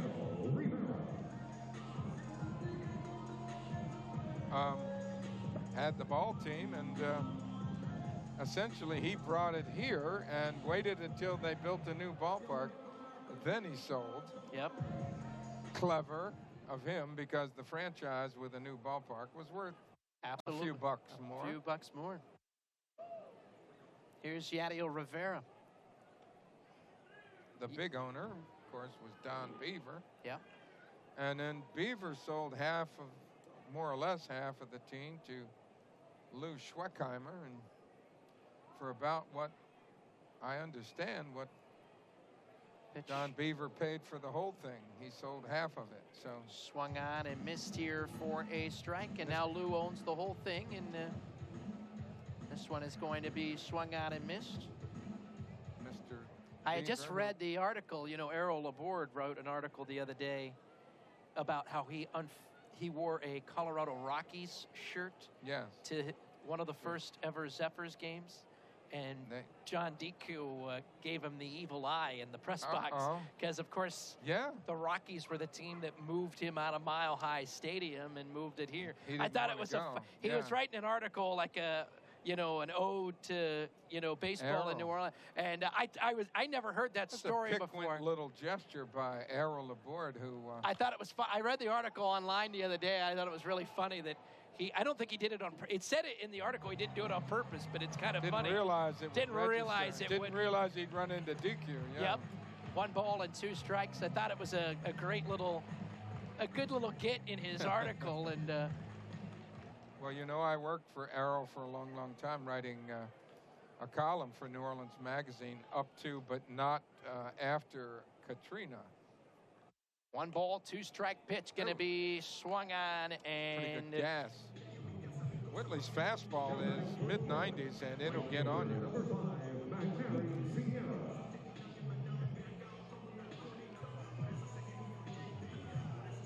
this will bring up the top of the batting order now. So with 2 down, a runner on in a 5-5 game here in the 6th. It has been, I can't tell you how many people, former Zephyrs, and we've seen in the last month. It's been a long list. This one, a long shot up the middle, and it's going to be picked on to second and Rats. for the putout, and the inning I thought that had a chance. I thought it did too. It really could have been. No runs, a hit, and a man left on base. Our ball game is going to go to the 7th from the Shrine on Airline in Metairie. The final third coming up, and just the way we would want it, it's all tied at 5. Cakes and Redbirds. This is Cakes Baseball. Back here at the ballpark, it is the Cakes and the Redbirds. Our ball game moving here into the top half of the 7th inning. It is a scoreless ball game. Rachel Whitley and Smokey and Adrian have made their way into the press box here. No relation to the pitcher from the Memphis Redbird. Nope, not that we're aware of. Whitley is pitching for the Redbird. You saw that?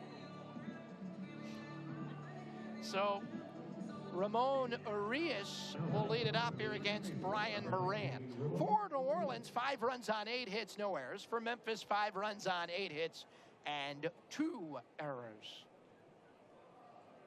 So stepping into the batter's box is going to be the pitch going to be taken here for a strike. 0-1. No balls and 1 strike now to the batter. A 5-5 ball game. The 0-1 swung on and missed here for a strike. 0-2. No balls and 2 strikes. Nothing in 2 now. Look at you begging Rachel Whitley's pop, sitting up and giving you the bag sign. Saying, oh, if I had a little doggy treat, but no. We would be friends forever. 0-2 now to the batter, Arias. And the 0-2 swung through and struck him out. Arias is gone, and there's that spot in the batting order. It's been 2 different guys so far, but has struck out all 3 times. The Deadpool. The dead slot. That'll bring up Randy Arosarena.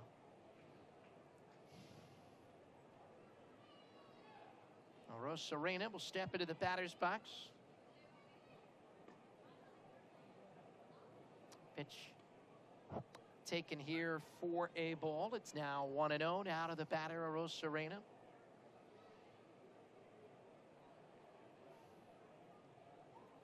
A 5-5 game.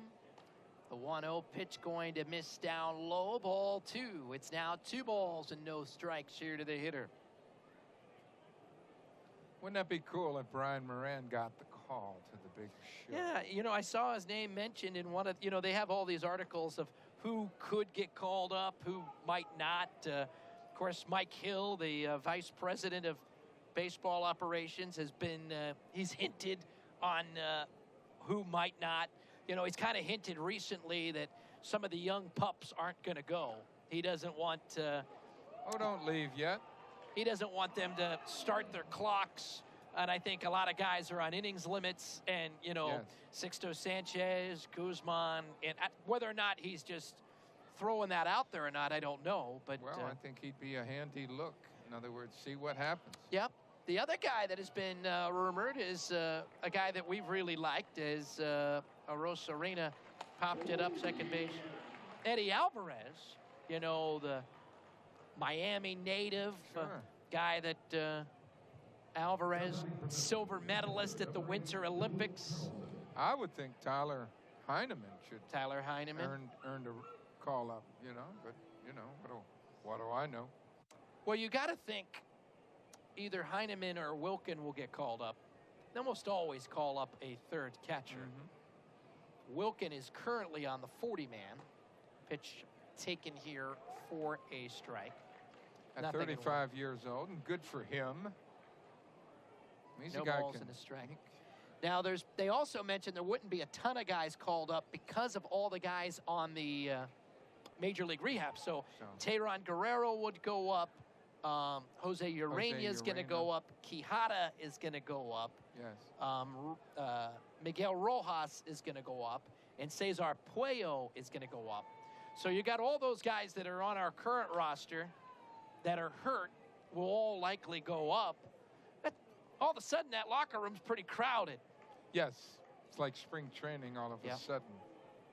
1 ball and 2 strikes here with 2 away, and the 1-2 pitch here with 2 down here in a 5-5 game. Moran sets. And the 1-2 delivery is going to be just outside, ball 2, and it's now 2 balls and 2 strikes. 2-2.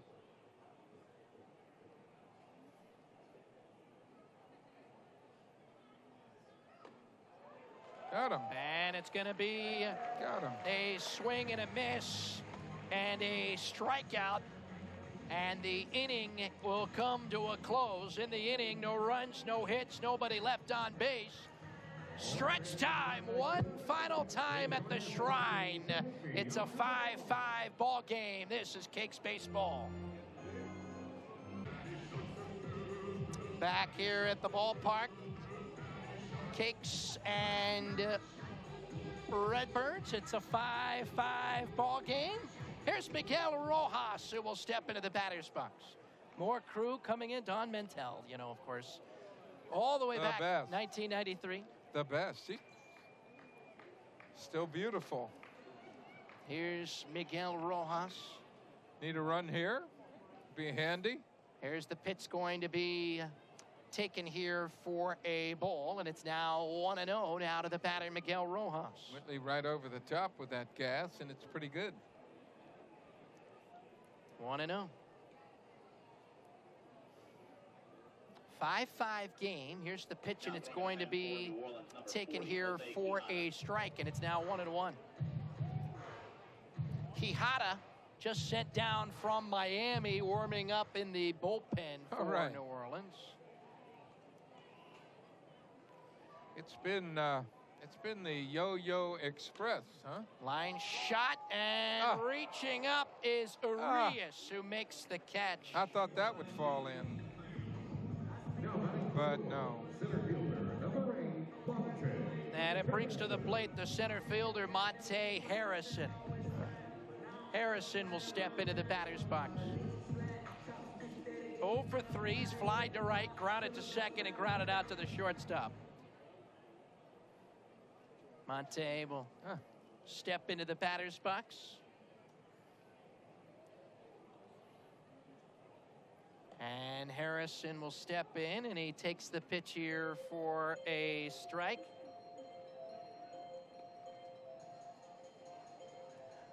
No balls and 1 strike now to the hitter. 0 and 1 now to the batter, Monte Harrison.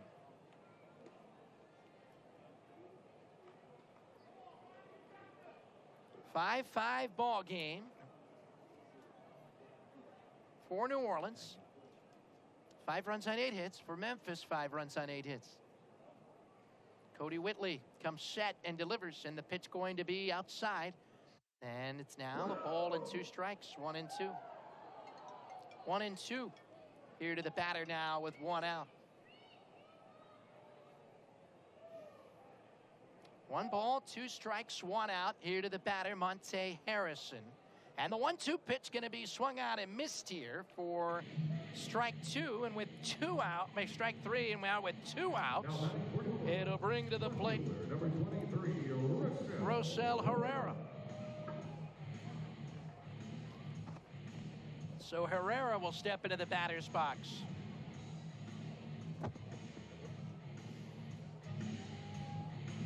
So Herrera bats here with the bases empty and 2 outs in a 5-5 game. Hello? Yeah. Are you guys here? Okay, I'll send a guy out. 5-5 ball game. Here with 2 outs. And the pitch is going to be taken here for a ball. It's kind of interesting because Whitley's in his 3rd level of this season. He's only 24 years old, but we mentioned that mid-90s fastball will get your attention.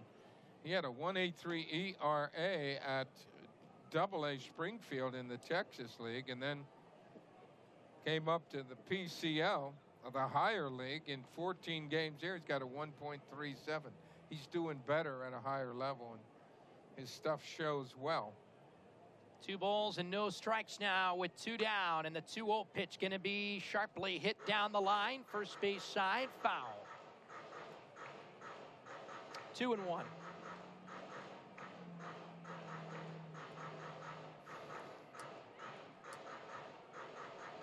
Activity in the pen, Quijada.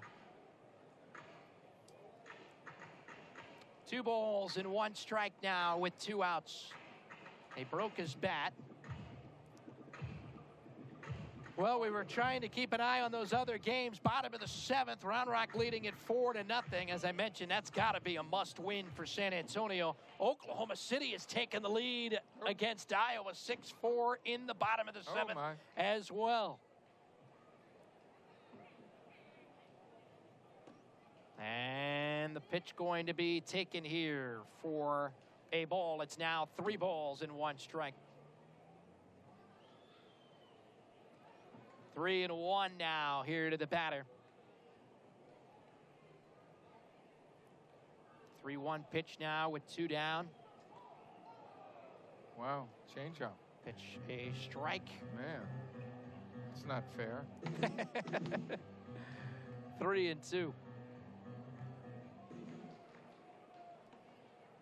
3 balls and 2 strikes now to the batter, Rosell Herrera.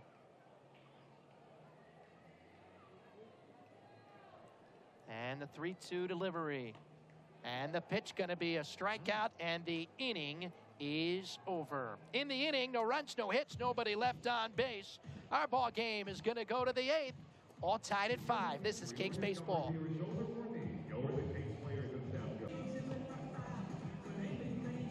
Jose Quijada warming up out of the bullpen, and he'll be the new pitcher. So Moran's night is over. Quijada recently sent down from the big leagues. This is his first appearance with New Orleans since coming back down. He pitched very well up in the big leagues with Miami this year. His first taste of the major leagues. He's been up and down a bunch of times. The 23-year-old, 2-3 with a 5.55 ERA in 27 games.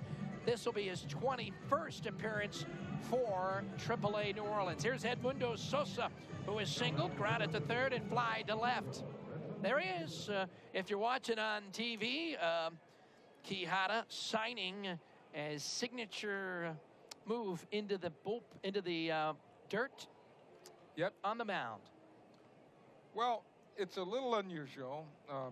In both his ERA in the big leagues in 27 games, his ERA at the AAA level up around 5 or above, and his career minor league ERA is under 3. Is under 3, just under 3. Yeah, 2.98. Here's the pitch, and it's going to be taken here for a strike. 0-1. Got a low 90s fastball and a hard curveball, kind of slurvish with a changeup behind that. No balls and 1 strike now to the batter, Edmundo Sosa. I like the way he gets after hitters. 0-1, and the 0-1 pitch going to be taken here for a ball, and the count evens now at a ball and a strike. 1-1 now to the batter, Sosa. Quijada, the left-hander, comes set, and the delivery. Ground ball hit towards third. Third baseman up within. He fires it across the diamond in time for the putout. So with one down, it'll bring to the plate the right fielder, Justin Williams. He went an inning and 2/3. Moran went an inning and 2/3 tonight. He walked Gave up one, no runs, struck out walked two. one, struck out 2. 6 batters faced. He threw Nice work. 25 pitches, He did his job. 14 for strikes, and will not be involved in a decision. Also now throwing in a pen for Memphis is number 47, Junior Fernandez. Junior Fernandez begins to warm up for the Redbirds, as I would assume Cody Whitley's night He's done. is over. 8th inning. Pitch going to be taken here for a ball. It's now 1-0. 1 ball and no strikes now to the batter, Justin Williams, here in a 5-5 game here in the 8th inning. Been an entertaining one. They got fireworks after the game. Here's the 1-0, and it's going to be taken here for a ball. It's now 2-0 now to the hitter, Justin Williams.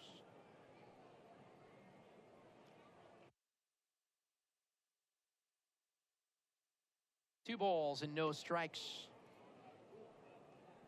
2-0 now to the hitter, Williams. And the delivery. Quijada delivers, and it's a line drive, well hit right field. That one's going to bang off the wall, playing the carom perfectly as Sierra, and that is a well-played ball by the right fielder, Magnarius Sierra. That ball was smoked.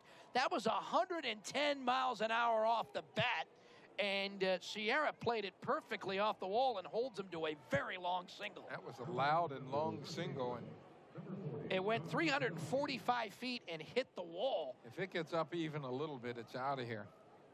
It's dangerous. I often wonder, in you the know, pool area, if it 110 gets mile an hour ball hitting off that wall like that, if the wall would actually stay up, but it did. It came off of there with some rebound. I know that. It certainly did.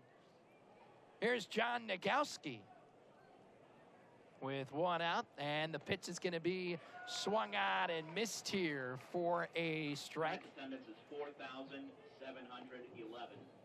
4,711. 4,711, the official attendance for the finale.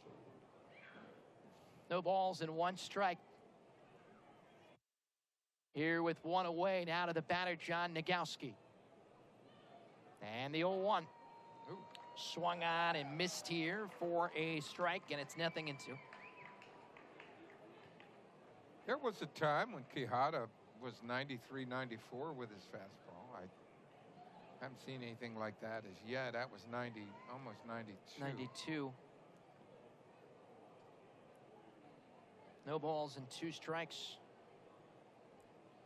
Hasn't pitched in a couple of days, so he is a little bit rested. You know, and the one thing I noticed, the big difference between, well, there's a lot of big differences, but the big difference between AAA, AA, and the major leagues, you know, in the minor leagues, they are a little bit more protective of not warming you up on back-to-back-to-back days, using you in games. In the big leagues, that really gets kind of thrown out. When you're needed, you're needed. And they warm you up, and they... it's about winning at the big league level, and they will do what they need to do. Yeah, and sometimes you end up warming up 5-6 times in a week. 1-2 pitch. Even though you may have only pitched in 3 or 4 games, the 1-2 delivery. That pitch missed for Quijada, but it was 93, so Ball he's getting and 2 loose. strikes. Perhaps. 1-2. 1 ball and 2 strikes now with 1 out. John Nagowski is at the plate here in a 5-5 game.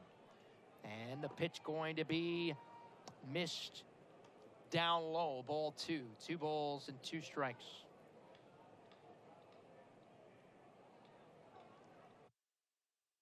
Two and 2. Short lead off the bag at first base.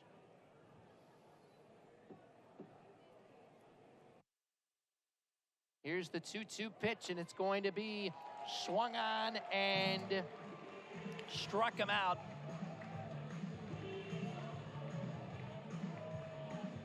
Two outs and a runner aboard at first base in a 5-5 game. And it brings up the catcher, Andrew Kisner. Galsky looked back at the home plate umpire and asked him something. Sometimes the guy will swing at a ball and he'll ask the umpire, who is J.J. January, was it a strike? Kisner at the plate. And the delivery is going to be taken inside. I think it's appropriate that J.J. January is our umpire tonight behind the plate. If you walk on the concourse, they have this huge wooden cutout for people to take pictures to put on Facebook, social media, whatever. And, you know, the faces are gone, but there's an umpire behind the plate, there's a catcher, and there's a hitter. Oh, yeah. The umpire is J.J. January. I'll be darned. The one who will pitch. J.J. actually went onto the concourse today to put his face in there, and the other umpires took a picture of him. Oh, that's great. So he could complete the puzzle. How did we know it was him? You can tell. Yeah. Oh. 2 balls and no strikes. 2-0 now with 2 away. But you could just, you know, with his body and his build and everything, he's... I didn't know it was him until JJ pointed out, and then I look at it, and it's like you look at his arms, you're like, that's exactly you. Here's the 2-0 pitch. Umpires were on the concourse before the game, having a little fun, walking around the ballpark. One final time. Yep. JJ will be umpiring in the postseason. In fact, he'll be one of the umpires at this year's AAA National Championship at AutoZone Park in Memphis in a couple of weeks. 2 balls and no strikes, where the Pacific Coast League champion will face the International League champion. And the 2-0 pitch up high, ball 3. No team has ever played on their home field in that game. So if Memphis pulls this out, they keep it alive as a potential chance of being able to be the first team to do so. 3 balls and no strikes. 3-0, taken for a strike. 3-1. Here to the hitter. 3 balls and 1 strike.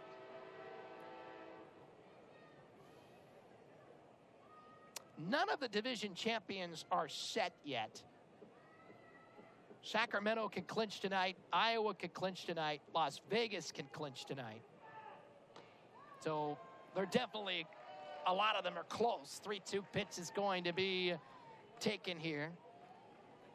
And as I mentioned, Round Rock, which is winning, would really put themselves in the driver's seat and could clinch as early as tomorrow night.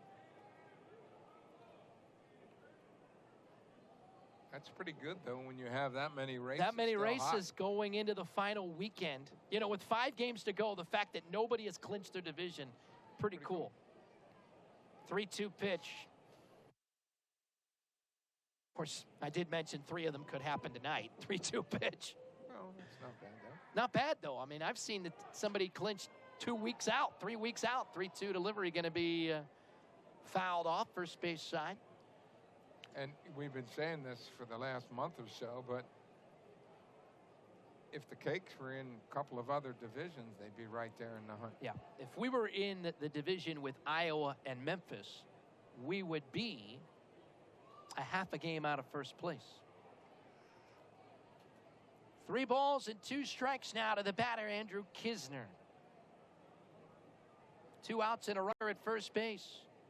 Quijada sets and delivers, and the pitch going to be up and away, ball 4. Well, you walk them here, and you got runners at first and second.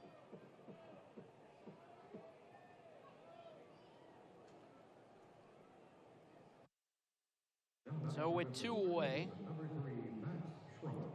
Max Schrock will step into the batter's box. A 5-5 game here in the 8th inning. The last thing you want to do is walk and extend an inning. Here's the pitch here to Schrock. And the delivery. Line drive right. And Sierra is there. The catch made. Inning is over. Quijada gets us through. No runs, a hit, a walk, a couple of men left on base. Our ball game will move to the bottom of inning number 8. From the Shrine on Airline, it is a 5-5 game. This is Cakes Baseball. Back here at the ballpark, Cakes have got themselves a 5-5 ball game.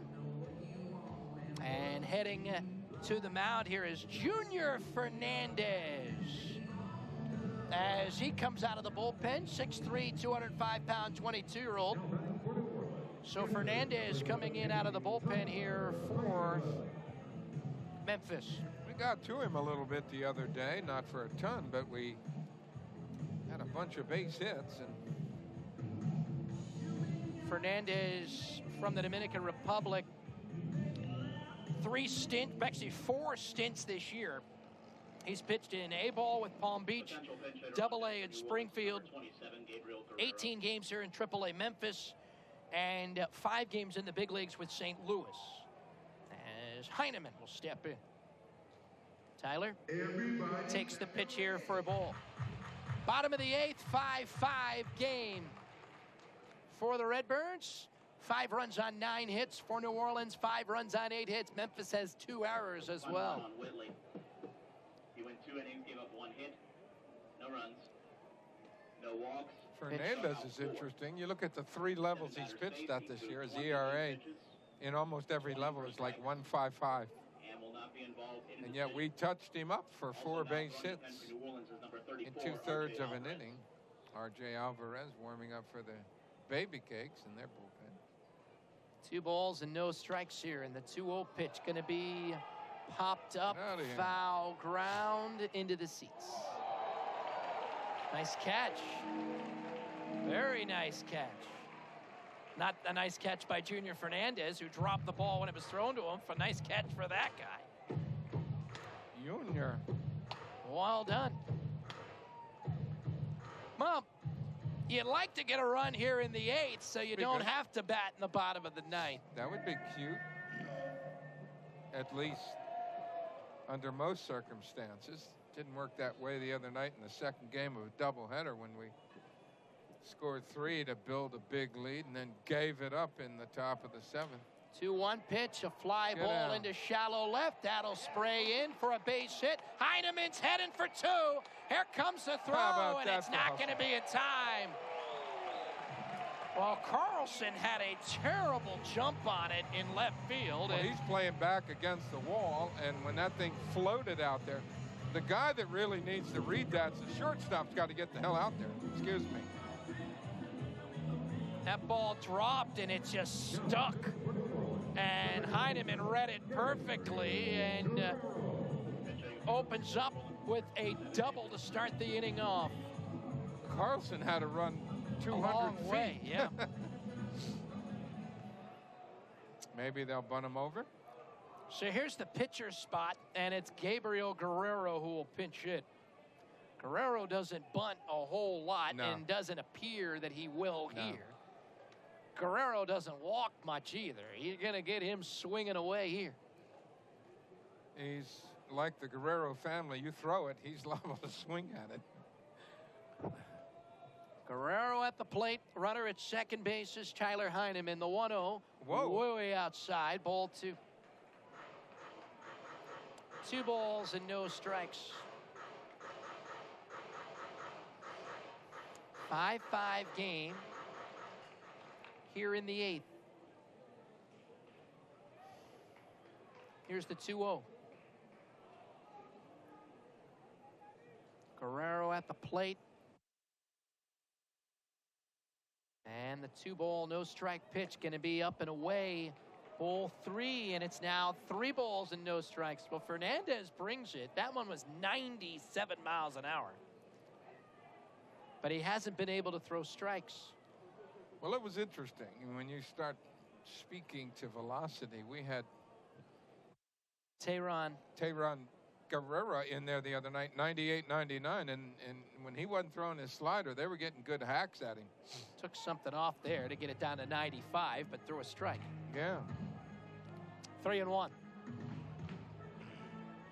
3 balls and 1 strike now to the batter, Guerrero. The runner at second is Tyler Heineman.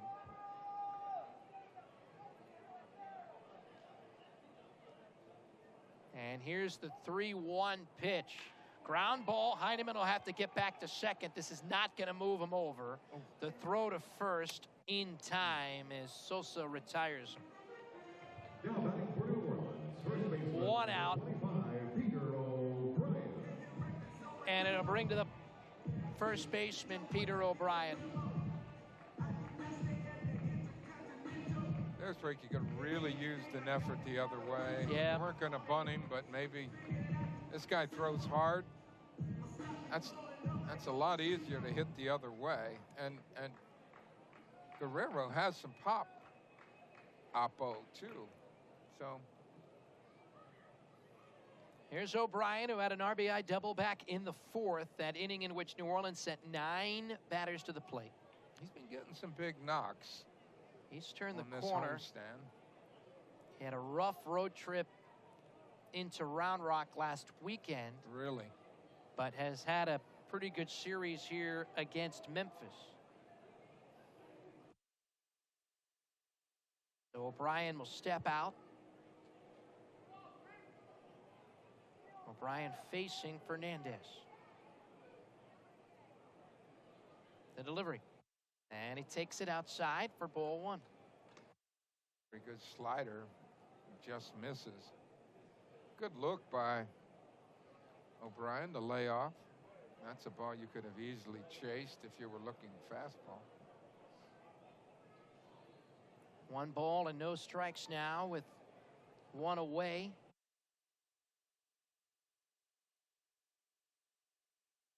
The 1-0 pitch. Ground ball hit through the left side. It's going to be a base hit. They're going to hold the runner up. Smart idea. Yeah. The throw by Carlson was cut off, but I don't think he would have been able to get in. No. And it's a 1-out single. Move the runner over, and now you got one of your hottest hitters at the plate in Devin Marrero, who's 3 for 3 tonight, including a homer, a double, and a single. Triple away from hitting for the cycle. Here comes a trip to the mound as making the trip out there for Memphis. And this will also bring out Ben Johnson, the manager. They're not going to make a change here. No. Ben's just talking strategy. Ben? Or maybe they want to know, do you want to pitch to Devin? Or do you want to go to Rivera? Or do you want to go down the line to Rivera? With 1 out. Rivera's only had 1 at bat tonight. He struck out. Devin is 3 for 3. I'd pitch to Rivera. Right. I'd load him up. The only issue is he has been erratic. Yeah. You load him up and walk him, you're down by a run and heading to the 9th. You've got to have faith he'll throw strikes if you do walk Devin Marrero. JJ breaks up the party.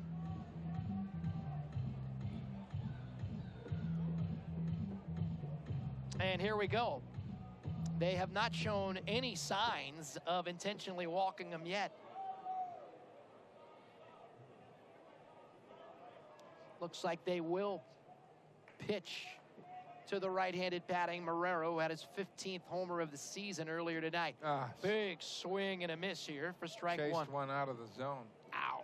Dog. 1 ball and 1 strike. Sometimes when you're hitting the ball pretty good, That one wasn't even close and you to a expand strike. your strike zone because you think you're hitting everything. The reason I mention that is because I remember a guy who used to do it once in a while. Yours truly. The 0-1. Heineman dancing around at third.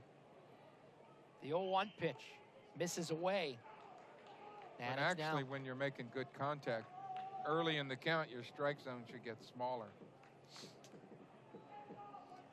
1 ball and 1 strike. Double D, David DeCorbier leaving the ballpark, or at least leaving the booth, but always good to see him. And of course, his great efforts at Sports 1280 over the last Awesome. 5 years or so. 1-1, this could be trouble. Flips to second for one, on to first, double play. Well, 6-4-3. You had runners at the corners. A double play ball is not what you wanted. No runs, 2 hits, a man left. We head to the 8th, all tied at 5. This is Kinks baseball. That happens. Yep. So Hitting for Memphis to begin the inning is number 28, Jose Gaidoy. Jose Godoy will step in to pinch hit. So Godoy coming in, one of their 3 catchers on the club. Pinch hitting for the pitcher in the number 8 spot. Pitch going to be swung out and missed here for strike 1. Final line on Quijada. He went 1 inning, gave up 1 hit. Godoy No runs. at the plate. Had 1 walk and 1 strikeout. 5-5 ball game here in the 9th. 19 pitches, 10 strikes, Here's the pitch. and will not be involved in a decision. Alvarez Also now delivers, throwing in and the pen pitch for going to be Memphis is taken number here. 11, Mike Myers. RJ with a really good slider, and Godoy's seen a couple of them. His fastball's mid-90s, 96 at times. Oklahoma City's blown it open in the 8th. It's 9-4 OKC. Whoa. So Iowa Whoa. and Round Rock has added to their lead. It's 6-0. So interesting. Wonder if anybody's scoreboard watching in the Memphis dugout. Important game for them. 2-1 pitch going to be taken here for a ball. It's now 3-1 now to the batter, Jose Gaidoy. They'd have to do it on their devices because there's no way to do it here. No. I'm sure they know. 3-1. They might not all know, but there's 1 or 2 of them in there that know. Yeah. 3-2 pitch. They're watching, keeping an eye on it. 3-2. It's a long shot, but they have a chance if they get through tonight. They no longer have to look at this. It's in their hands if they get through tonight. Yep. Now they would have to sweep Iowa in Iowa.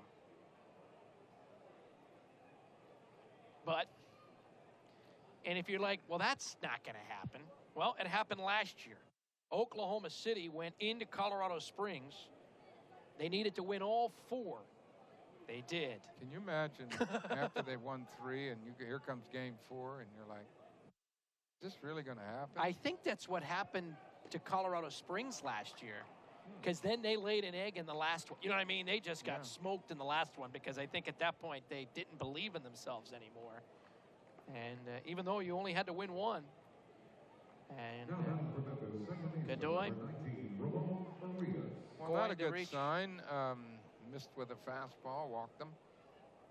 Godoy on. Clogs your bases up a little bit, but.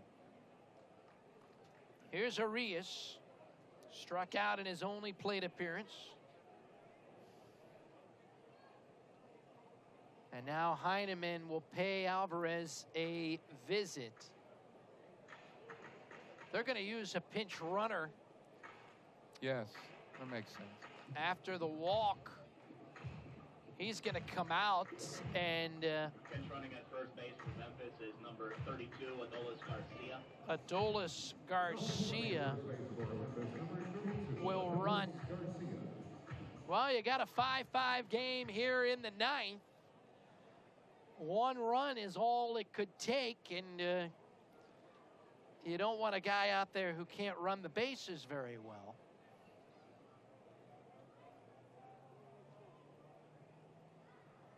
So Arias will step in. Here's the pitch, and it's going to be a fly ball. Well hit, Oh, right my. field. That ball is going to get out of here. That's going to be a 2-run home run. Wow, he took him oppo and just to the right of the swimming pool. But, man, what a good stroke. Wow, that's the line in the order had been 3 strikeouts, including Urias the last time up. All he Yikes. does is take 95 miles an hour out of here. Not showing a lot of respect for it, is it? Well, it carried 353 feet. It was 93 feet in the air, and it was 100 miles an hour off the bat. Wow. Looked like it was well tagged to me, and, you know, no wind blowing. It just looked like that ball's going to carry. It did. Arozarena. So Memphis trying to spoil the finale here as they have taken a 7-5 lead.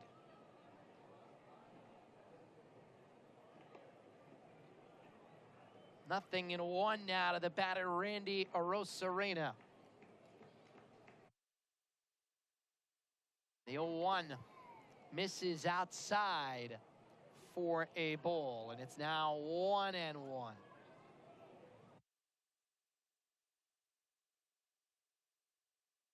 A ball and a strike now to the hitter. RJ sets and delivers, and the pitch going to be outside ball 2. Well, you never feel comfortable when you give up a walk to start the inning. It means a lot isn't working right, and then obviously it opened the door here for the home run. What usually happens, he goes deep in the count, he misses with a fastball. He hasn't been able to establish his slider, which is really, to me, his best pitch.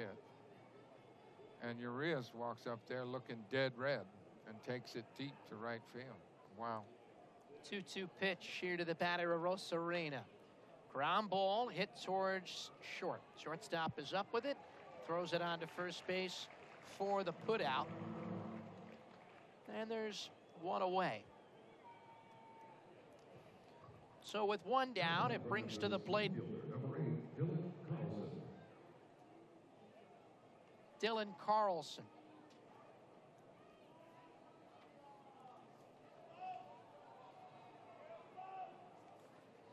Well, he did some damage tonight in that 3-run inning that tied it up at 5.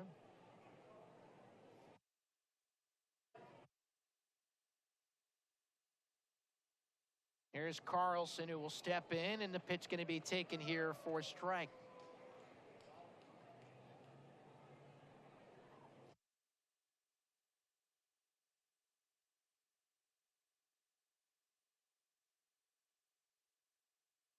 Nothing in 1. The 0-1 going to be fouled back. Nothing in 2. Well, you're down by 2. If you're curious, which we all are, it'll be Yadiel Rivera to lead it off out of the number 9 spot. Magnara Sierra and Miguel Rojas, 9-1-2. Not the worst thing that could happen to you. We'll see what they do with it. No balls and 2 strikes. Well, back on opening day, Zach Gallen nearly threw a no-hitter. He did throw a no-hitter, and it went to the 9th inning. New Orleans had not allowed a run, and it was Tommy Eveld who gave up a home run to spoil the no-hit bid. And Tommy Eveld won the game, didn't he? yes, he ended up 1-2 pitch going to be swung on and struck him out. And you knew right then on opening night that there were going to be a lot more home runs this year than in the past. So with 2 down, it brings up Edmundo Sosa. I remember Eveld, of course, pitching his first game at the AAA level. Thought he could get ahead with his 95-mile-an-hour fastball, and he just dished one up there, and it got banged out of the ballpark. I think it shook him a little bit. Yeah, and it shook him for a month or so, he gave up a bunch of homers. This is a guy that never gave up home runs. By the way, in Double-A Jacksonville, he's appeared in 22 games. He's 1-3 with a 3.09 ERA, has 11 saves, 23 innings pitched. He's allowed just 3 homers at the Double-A level. Here's a high fly ball, well hit left field, and that ball is going to be out of here. Home run number 17 for Edmundo Sosa. 102 miles an hour off his bat. It carries 400 feet. It was up in the air 107 feet. It was a launch. Yikes. We have given up some home runs tonight.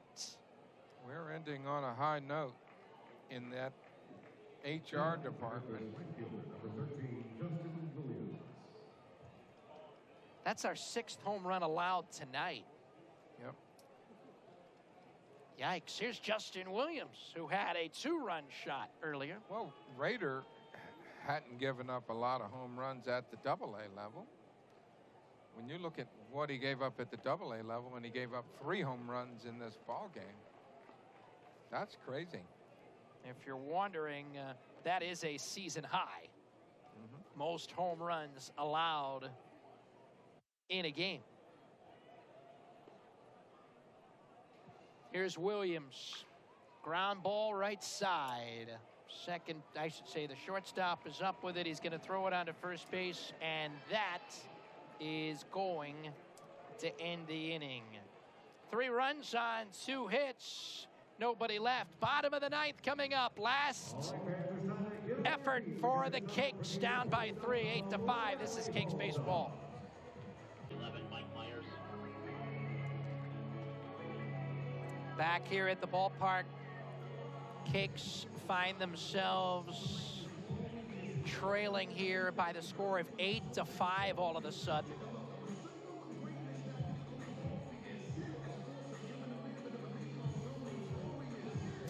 New Orleans down by 3.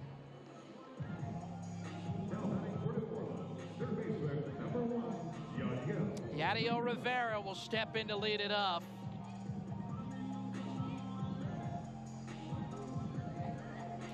Rivera will step in. He has struck out twice and has reached on a fielder's choice. He went 1 inning, gave up 2. Here we go, folks. Can we pull some magic out? Ground ball through the left Here we side. And it is going to be a base hit. 7 for strike. Rivera will start things off. But if you're going to come from behind down by 3, well, you got to get some guys on. The new pitcher for Memphis is the right-hander, 27-year-old Mike Myers. Myers, a guy, if you look from 2016 on, he spent part-time in Memphis, part-time in the big leagues, part-time in Memphis. Here's part-time Sierra. in the big leagues every year. Every year out of Ole Miss. Myers this year, 18 games in Memphis, 12 games in St. Louis. 0-1 with a 7.24 ERA with the Cardinals. Second-round pick, and guy with a pretty good arm. No balls and 1 strike. This one is going to be fouled back. 5 saves and 6 tries for the Redbirds this year. Myers out of the pen. Potential pinch hitter on deck for New Orleans is number 26, Billy Fleming. 0-2 now here to the batter, Sierra. No balls, 2 strikes here to the hitter. The 0-2, ground ball, hit towards third, off the glove of Schrock and into left field. Well, does the Shrine have some magic tonight? That ball took a little bit of a funny hop, and Max Schrock, who was probably initially thinking around the horn double play, had the ball go off his glove and into left field. He would have been happy with a forced play, but no.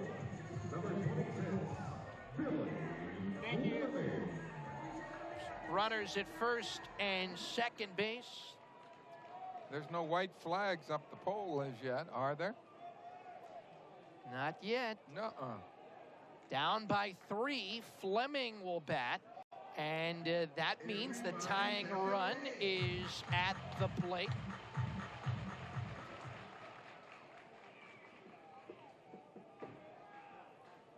One and 0 now to the batter, Fleming. And the 1-0 taken here for a strike. Probably taking a strike here. Yeah, they're giving these fans something to cheer about here in the bottom of the ninth. Tying runs at the plate. Yep. Pitch taken downstairs here for ball 2. It's now 2 balls and 1 strike. 2-1 now to the batter, Billy Fleming, here in an 8-5 ball game. Memphis needs the win to stay alive in the American North Division pennant race. 2-1 pitch, swung through and missed here for strike 2, and it's now 2-2. 2 balls and 2 strikes. 2-2 now to the hitter.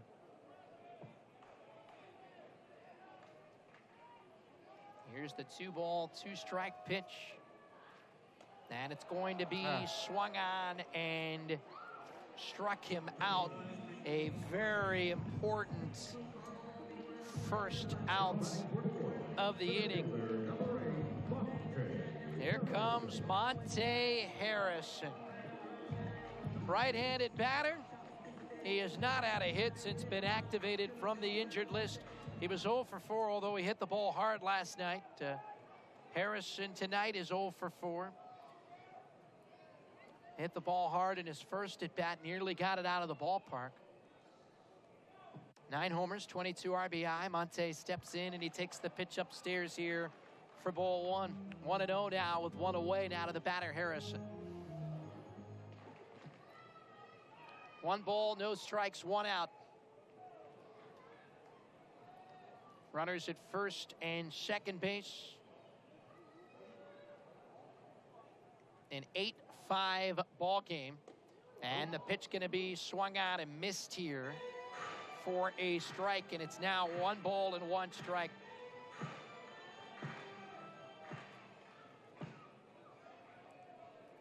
One and 1 now with 1 away.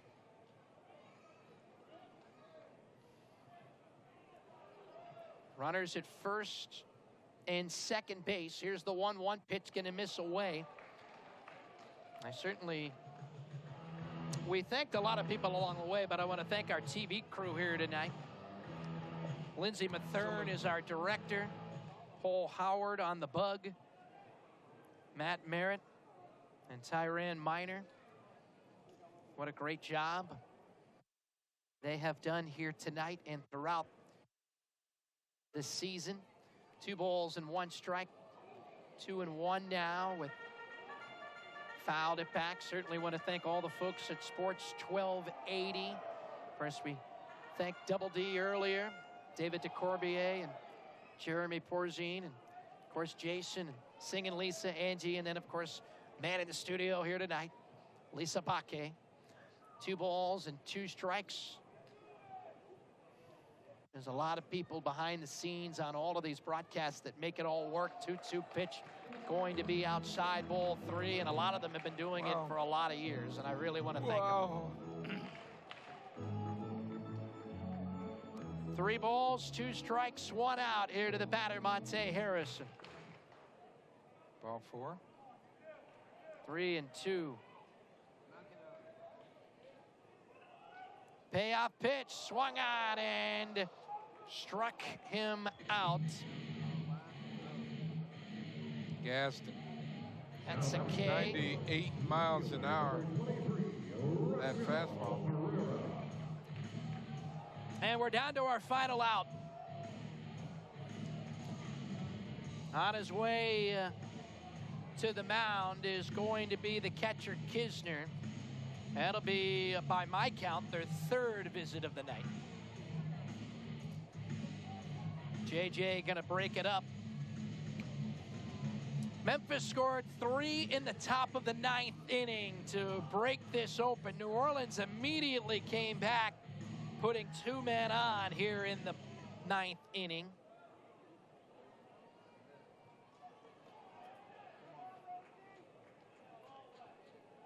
So with 2 outs,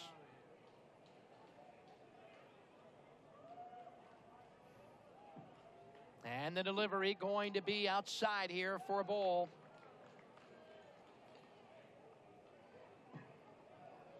One and 0 now with 2 outs here to the batter, Herrera. Been a fun one tonight. Memphis trying to stay alive in their playoff race. Here's the 1-0 pitch here to the batter, Rosel Herrera. Runners at first and second base, and the pitch is going to be taken here for a strike. 1-1. Iowa's losing in the 9th. 9-4. Will get me over slider. Good pitch. 1 ball, no strikes. 1 ball and 1 strike. And the 1-1. Swung out and missed here for strike 2. 96. Now you get the gas.